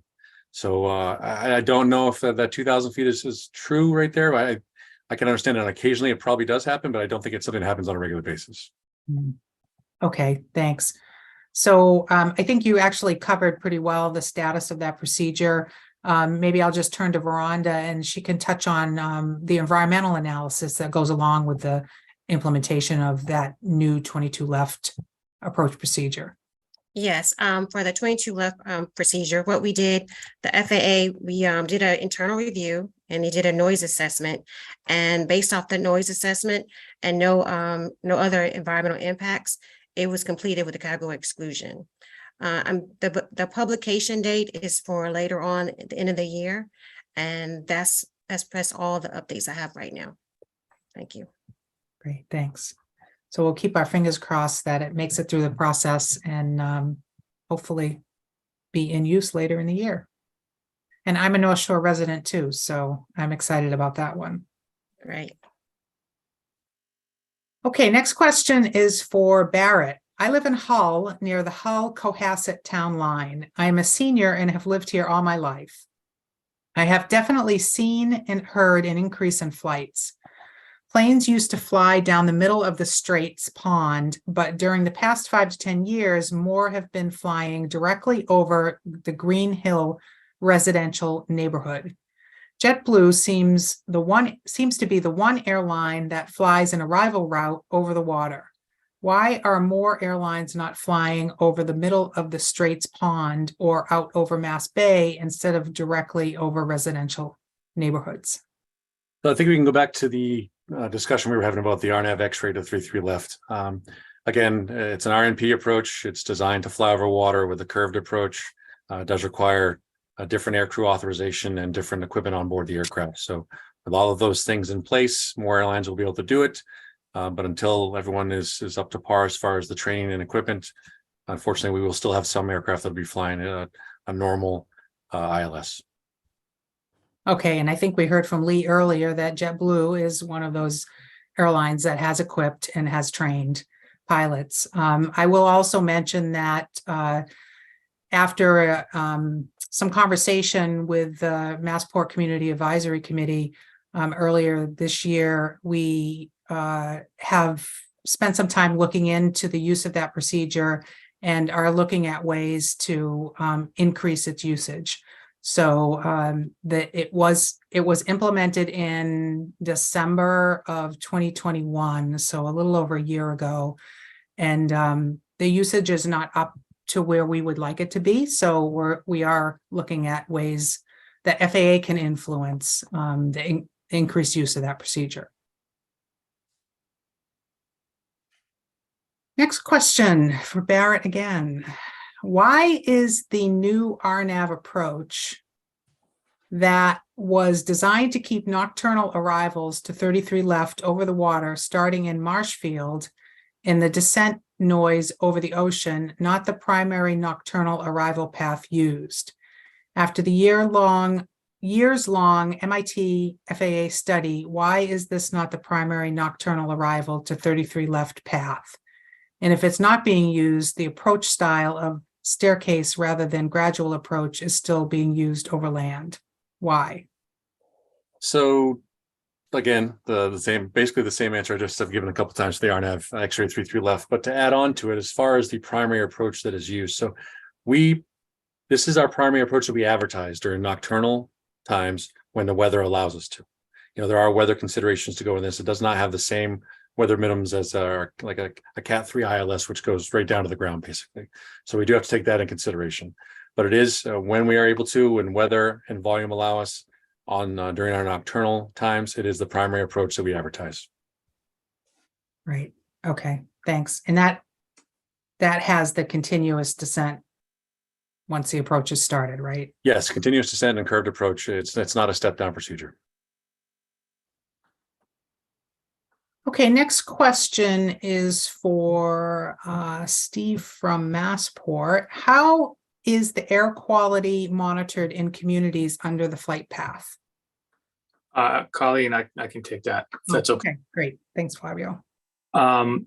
So I can answer it in three ways. One is that we do annual reporting on our emissions based on many different factors. That's down through the environmental data report, using the FAA model called AEDT, and we report out on many different factors, including volatile organic compounds, or CO, NOx, etc.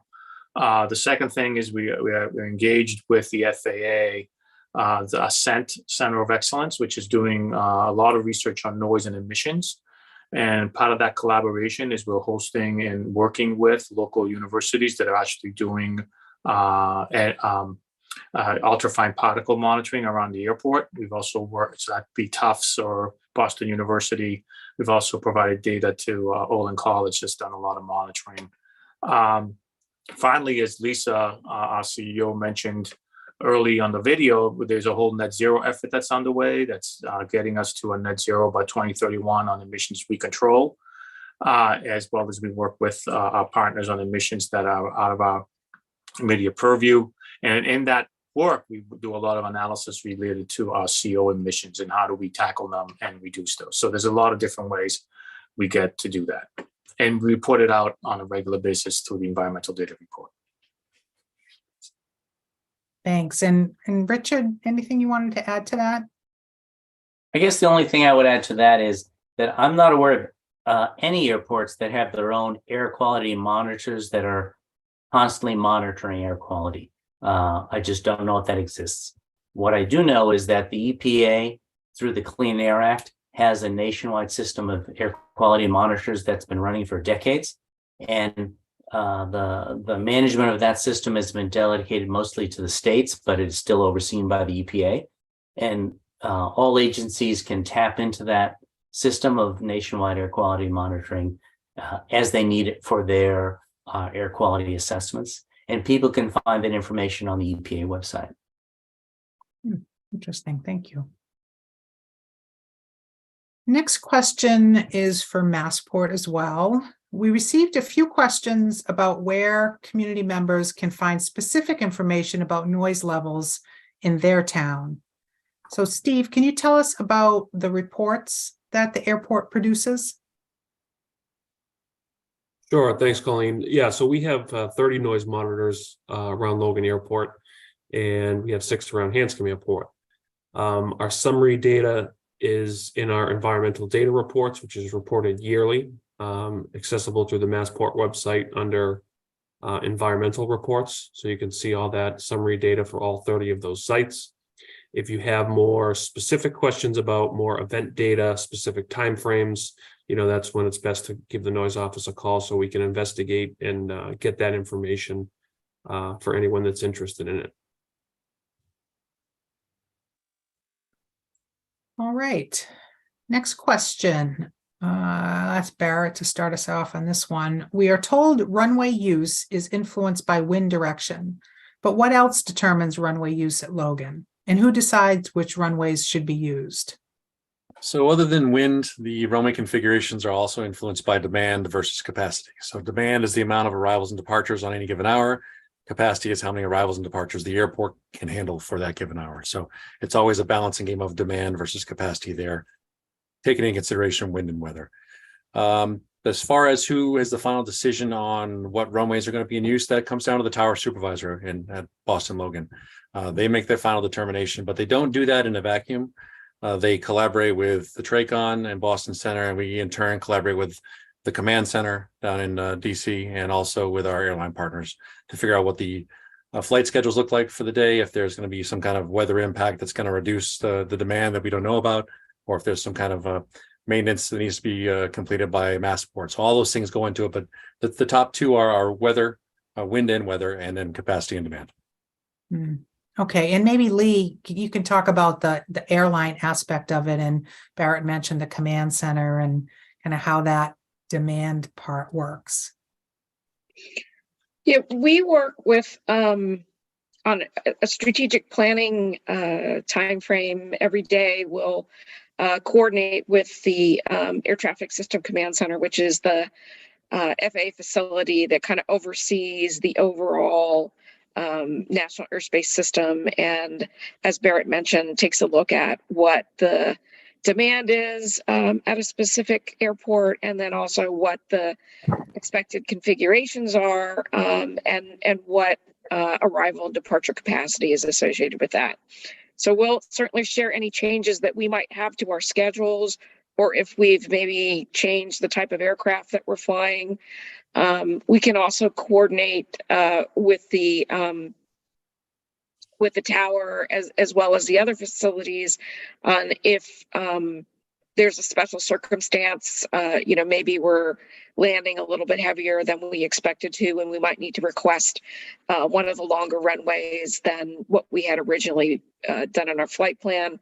But that is all going to be done based on what the current operation is, and we certainly don't make those decisions without contacting as Barrett said, the air traffic control tower, and making sure that it works with the rest of the operation.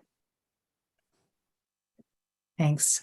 So I just want to mention the FAA Command Center was mentioned a couple times. I was looking at the FAA's YouTube channel for yesterday's workshop, and I noticed there's a video that says a day in the life at the Command Center.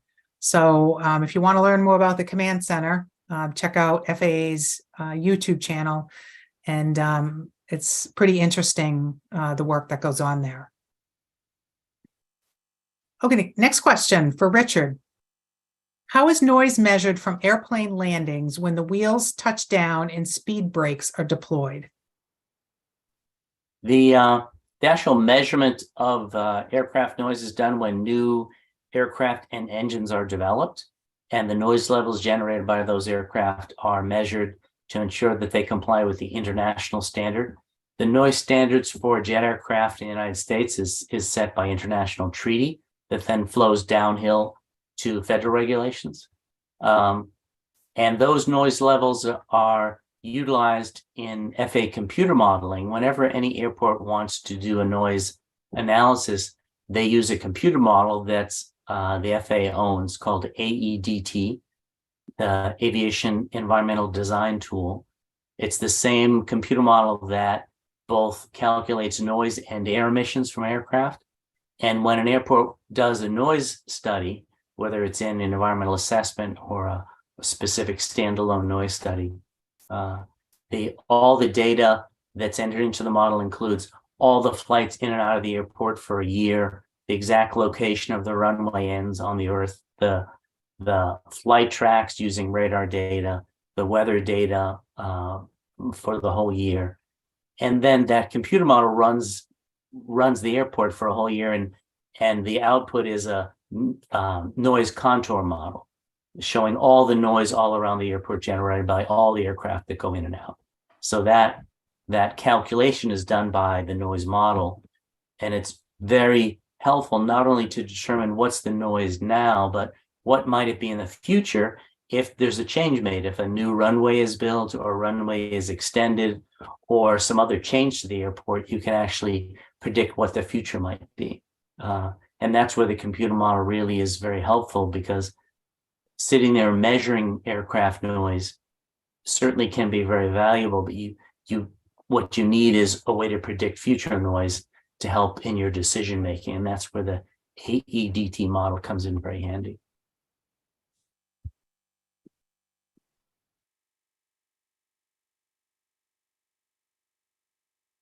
Sorry about that. Next question is for Flavio. How does Massport monitor air quality and noise from Logan operations? And can I get a noise monitor at my house? So I can start and then I'll turn it over to Steve.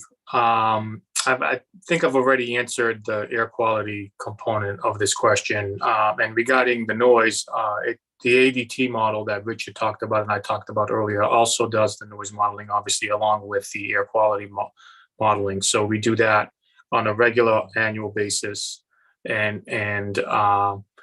we produce that. And then Steve does a lot of actual monitoring to a network and also publishes that information. Steve, why don't you explain that a little clearer?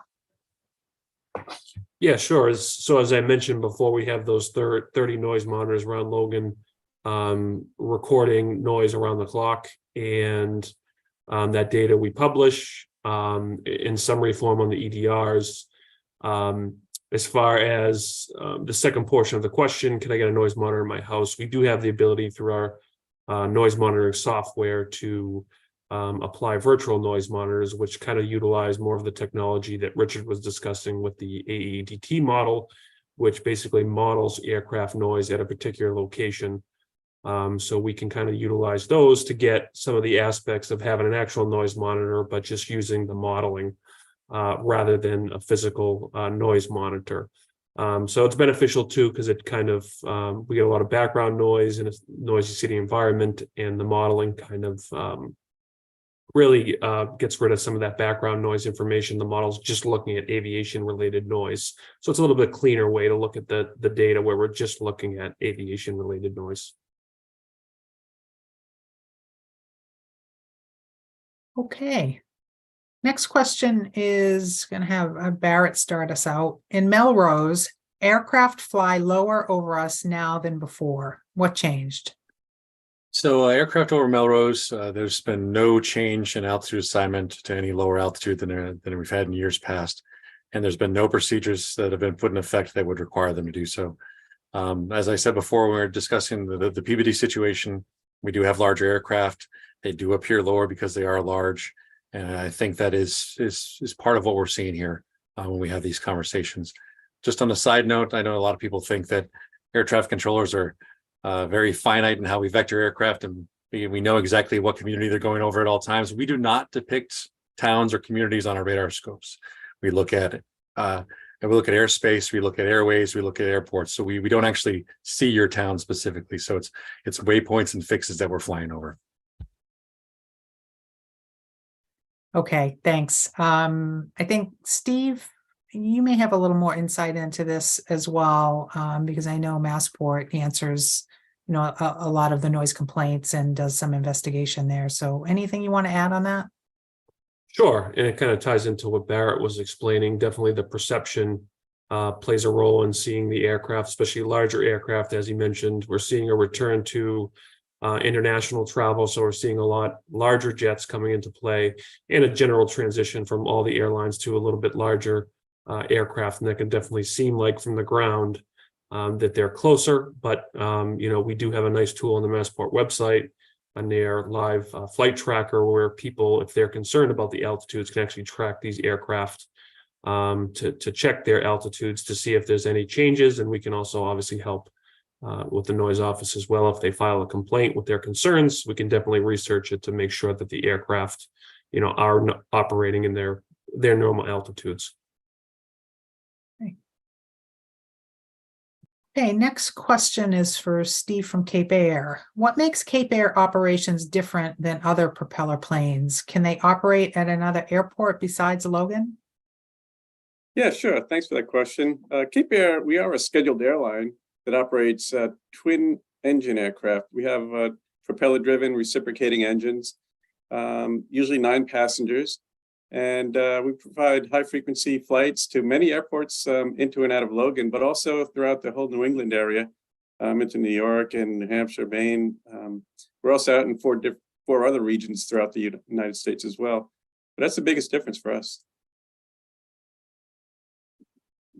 I've also heard of something called Essential Air Service. Is Cape Air involved in that? And maybe can you explain a little bit about what that means? Of course, Essential Air Service, known as EAS, is a system to provide small communities air service to larger airports such as Logan. So we fly into Logan from Saranac Lake and up in the Adirondacks, up on the coast of Maine. So these small communities have ability to get air service provided to larger hubs to make connections to other airlines as well. And we do that throughout the United States as well. Okay, next question. I'll share this one with Barrett, I think. Air travel is very safe and has been for decades, which is a good thing, right? Well before the implementation of PBN and RNAV procedures.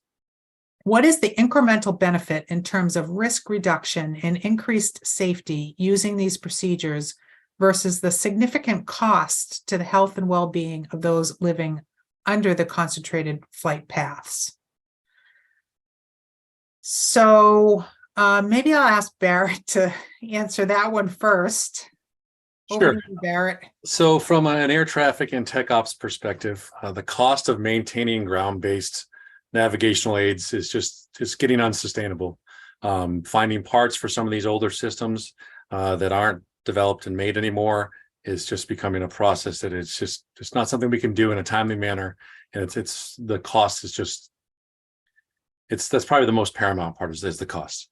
The PBN systems that we have in place as far as our performance-based navigation has hugely increased our safety margins, and it's made the predictability, as we've talked about, so much greater for our air traffic controllers and our flight crews that it's almost immeasurable how much it's changed how we operate.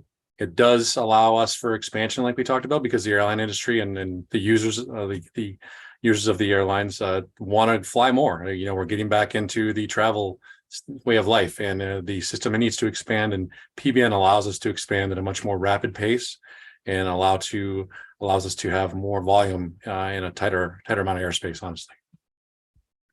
Okay, so I wanted to just mention the part we talked earlier about the RNAV, the MIT Block 2 study, RNAV 22 left approach procedure that pushes aircraft away from land on the North Shore, further over water, and then over the Nahant Causeway. So the reason that can be done is because of PBN, right? I mean, could you have done that with ground-based navigation aids? I don't think there's any in the water, right? No, the ground-based navigational aids also have limits as far as how far that their service that they're providing, their signal actually reaches. So the use of PBN and the RNAV procedures allows us to create routes where we couldn't do it before, but based on geographic issues, geological issues, as far as mountains and any other kind of natural restriction we might have. So it allows us to get around those and push them further out over the water, as you said. Mm-hmm. Okay. Anybody else have anything to add on that one?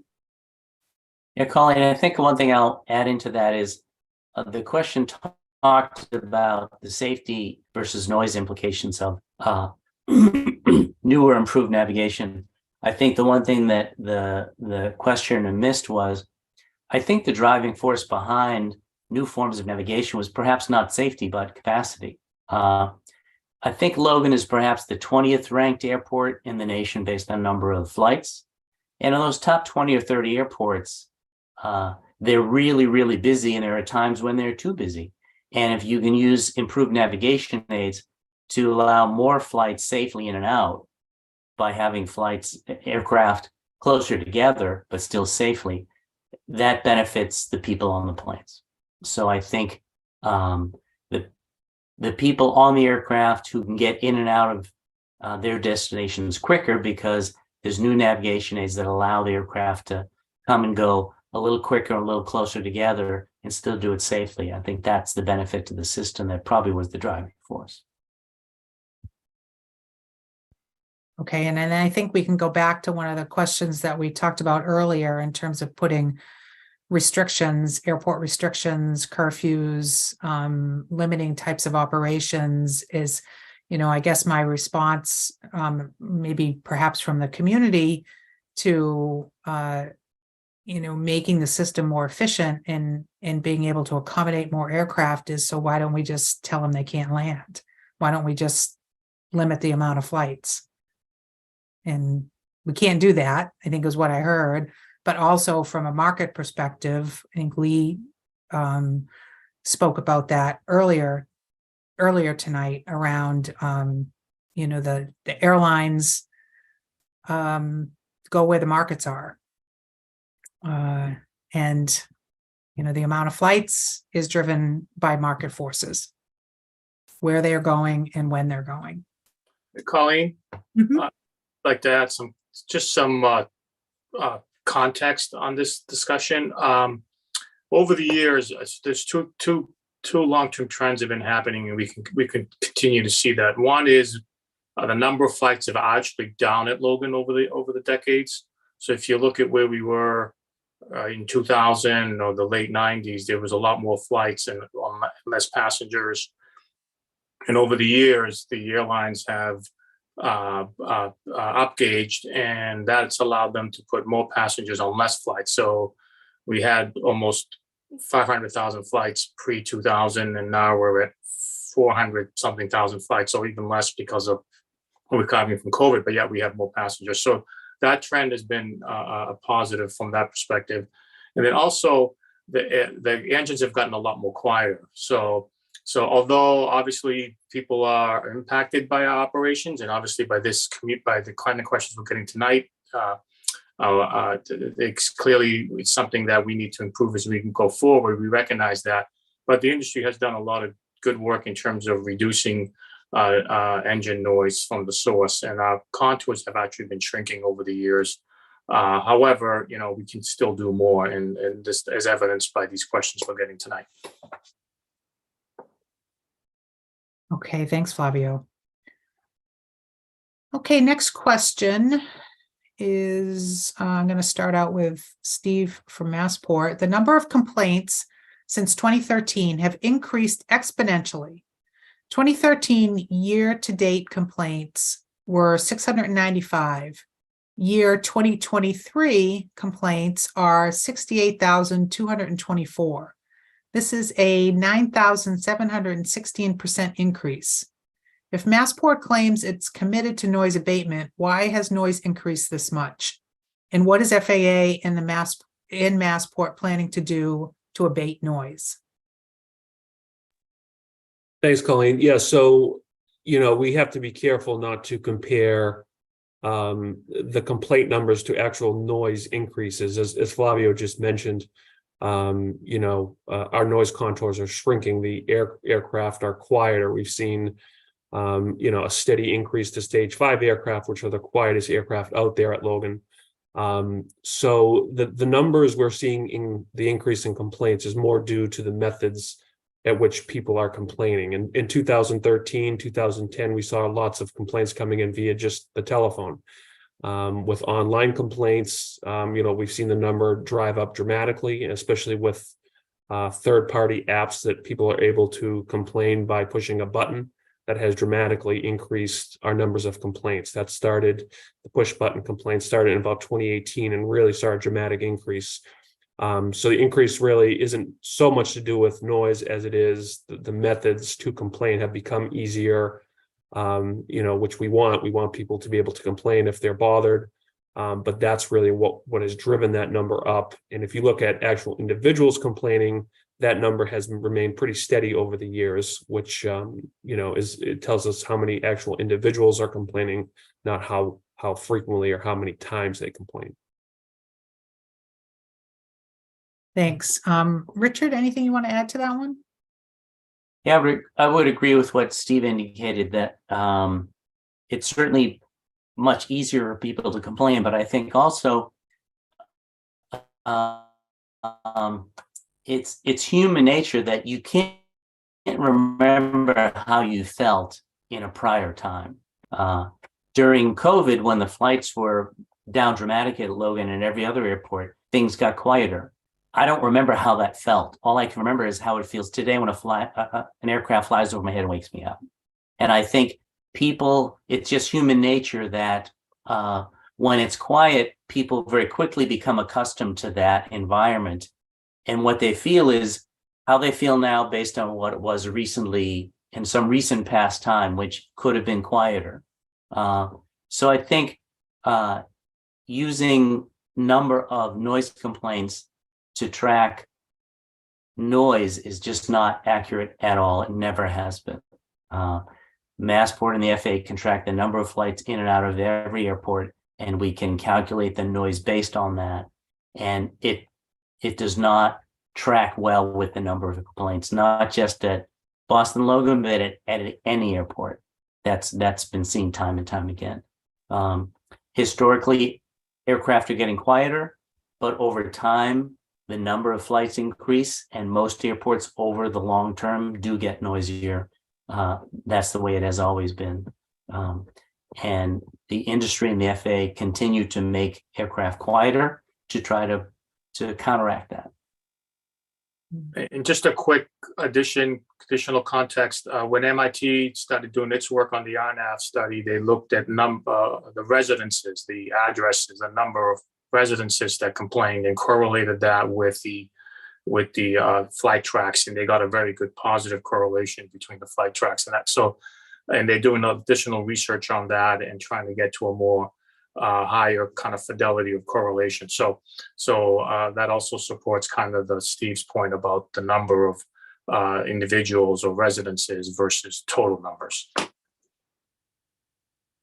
Yeah, and Colleen, I guess we should answer I kind of missed the second portion. What is the FAA and Massport planning to do about abating the noise?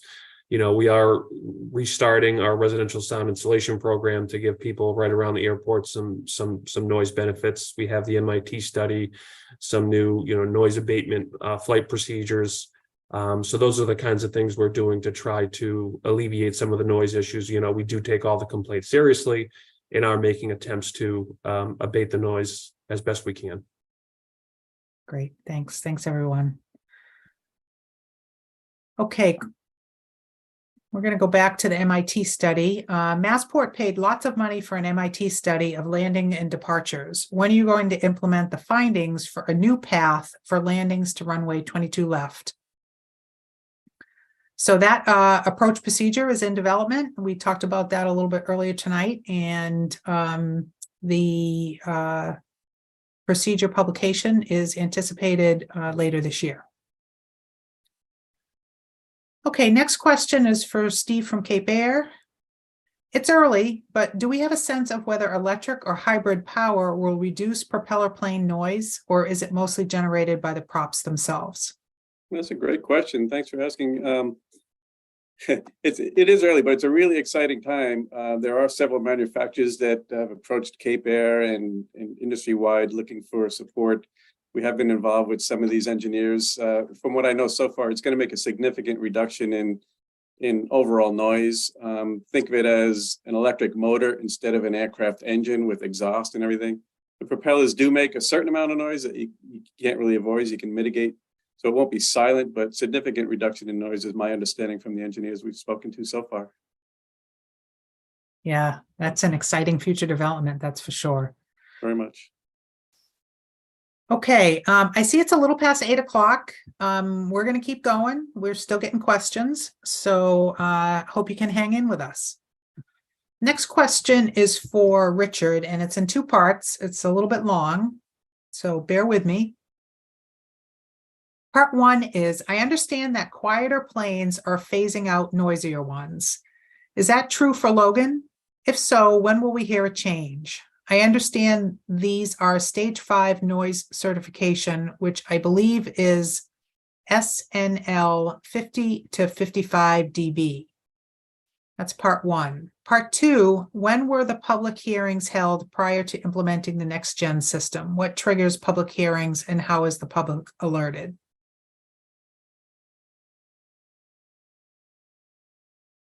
I think Flavia from Massport can talk more about their the aircraft that fly in and out of Logan. It's my understanding that a very high percentage are stage 4, 3 and 4 aircraft. I think the thing that's driving that is not necessarily so much the desire for the airlines to have quieter airplanes, but newer airplanes are much more fuel efficient, and there's a real cost to flying aircraft that are not fuel efficient. So that most airlines have been retiring the older aircraft because they're very expensive to fly. So now most airlines at Logan and elsewhere are flying very new aircraft because they are cheaper to fly, and luckily for all of us, they're also quieter to fly. So I think it's my understanding that Logan, for the most part, has their fleet is mostly made up of the quietest aircraft. So maybe Flavia has some more data on that. That's true. We tend to be either at or ahead of the industry in terms of our fleet mix because we're a desirable destination, and the airlines like to put their newest planes in our market. We probably our fleet now. Stage 3 is the minimum legal today, and our fleet is probably 90% stage 4 or better, and the stage 5 is a significant chunk of that too, and growing. So that is part of the explanation of why, although we still have a lot of irritated folks regarding overflights, that the noise itself, the noise energy that's being produced, is actually shrinking. I guess to part 2 of the question, Colleen, regarding public hearings, when new procedures are developed at any particular airport, FAA air traffic needs to make environmental determinations for those procedures, and they've done that. It does not necessarily mean that there are public hearings, quote unquote. I think some people get locked into that term, public hearings. There's very limited instances where an actual public hearing where people come to a room and provide testimony are required by law. What is required is under the National Environmental Policy Act, the FAA follows those procedures when developing new procedures for aircraft at any airport. And we've discussed earlier some of those environmental assessments and categorical exclusions for procedures that have been developed here at Boston Logan. Okay, so I think to kind of summarize, when people hear next gen is a term that comprises a multitude of different elements in the national airspace system, implemented over several years across the country, and as a comprehensive package, that's not what is subjected to NEPA, as you were saying, Richard, right? It's each individual change. Correct. Every individual federal approval has to follow NEPA, and a large sort of comprehensive program going forward to improve the national aviation system is not a specific federal approval.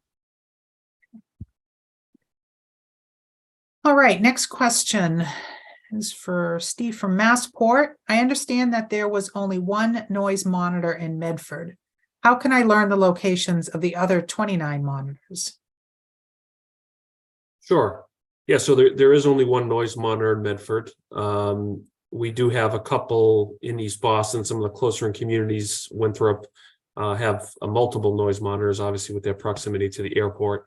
But you could learn the exact locations of all the sites around Logan by visiting the Massport website under noise abatement, Logan Airport noise abatement, and then click on monitoring. There'll be a map of all the noise monitor locations as well as descriptions of where they are. And again, any event-specific data requests or anything like that can be filed just by calling the noise office or filing an online inquiry, and we can certainly look that up.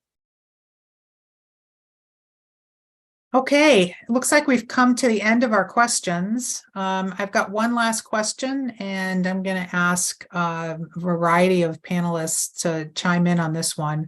How does the partnership between the FAA, Massport, and the operators work? So I'll kick it off and just talk from an FAA perspective. The FAA's mission is to provide the safest, most efficient aerospace system in the world. And management of that national airspace system requires consistent coordination between all stakeholders. And that's, all of those stakeholders are represented here today. FAA, airports, aircraft operators, and the communities, right? The communities are the folks that are asking the questions.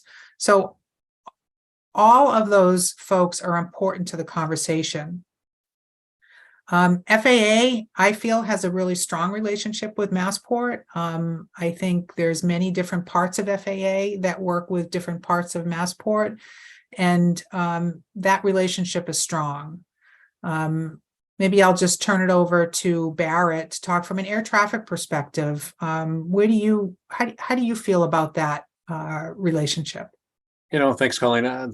The relationship between the FAA and Massport, the operators, the users, is huge. It's all about the safety of the operation, as you talked about. Our national airspace system is the safest, most complex airspace system in the world, and we take a lot of pride in that.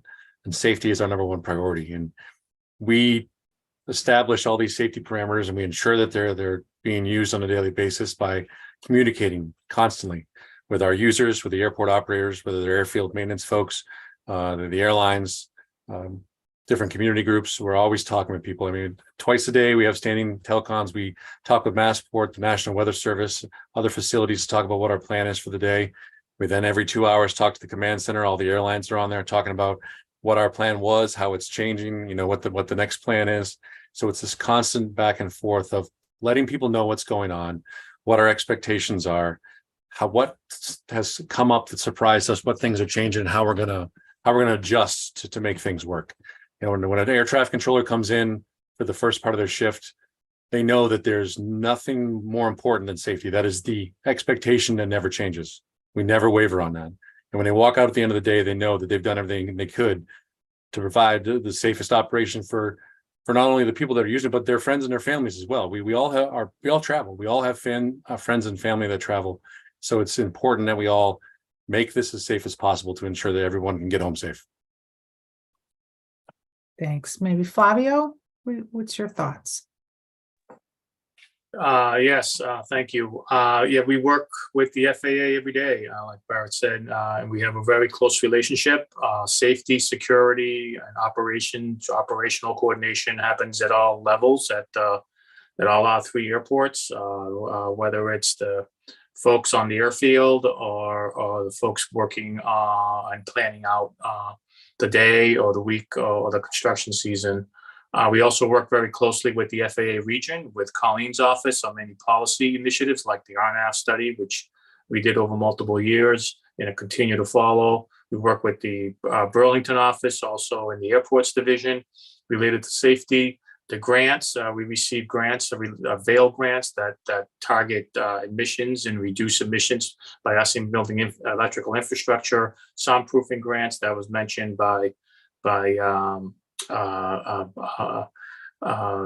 earlier by Steve, and also like Worcester. We've talked about Worcester being a success. We have airlines flying out of there and relieving Logan, and we did it with the partnership, just like as was mentioned by Lisa in our opening video.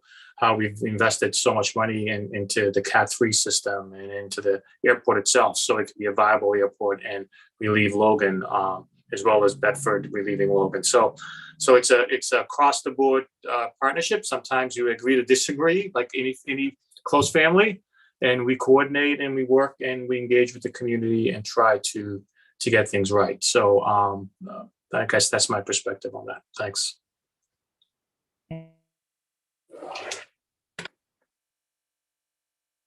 How about sorry about that. Our industry folks here, Lee, Heidi, Steve, any thoughts? Well, I think that Flavio and Barrett have kind of said all of the important words. I mean, it's a continuous collaboration. We are all, tied to this community. We're part of the community. We live here, we work here. It's important for us to make sure that we are providing a safe, efficient service that meets the interest and needs of the community, both as they experience aviation as part of our customers, and also in the broader impacts that affect anybody that lives near an airport. So it's certainly important for JetBlue and for the other airlines to make sure that we're bringing subject matter experts into design meetings, providing access to our flight simulators so that we can test out these procedures to make sure that we're delivering things that can actually be flown and help improve the safety and the efficiency of the operation. Sure. This is Steve, I think I'd add to that, sharing of information is really critical. And, starting with Massport, I think they do a fantastic job. I've been working with them for 28 years since I've been with Cape Air. They invite all the stakeholders to go up there in person or hold team meetings. An example could be if they're doing runway construction and they're going to take a runway out of service for a period of time, they're always looking to mitigate the effects of that. And they invite all the airlines and different users to be a part of that and help in the decision making. We spoke a lot with Barrett, and air traffic control is a big part of what we're talking about today, but there's other parts of the FAA, Colleen, that I'm sure you are very involved with that have to do with overseeing the safety and regulations of airlines. And that's what I'm involved with a lot. And we have great relationships with the regulatory side of the FAA as well. Standardization for training, equipment, inspections, all different parts of safety. And we're charged with operating at the highest level of safety. So we never rest to say, okay, we're doing really well, so that's good enough. It's always continuous improvement when safety is concerned. And these professionals do a great job. Thanks. Heidi, any last words?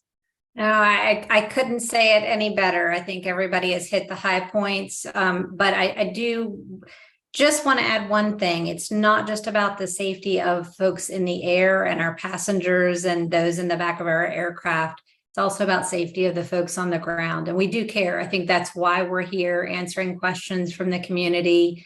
And I've seen that concern from FAA and from Massport and we as industry. So I think it's all around, right? So safety is more than just what's going on in the air. We do care about what's going on the ground.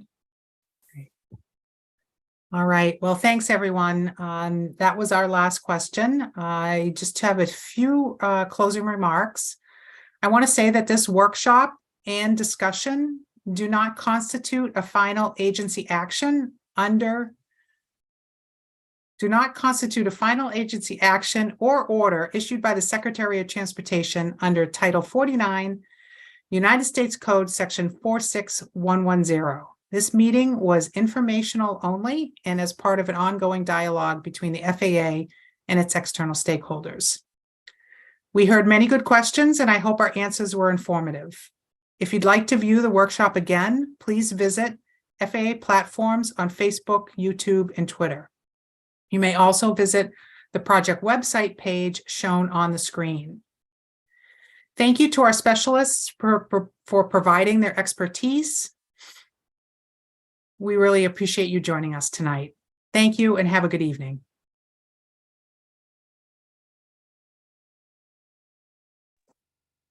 Good night.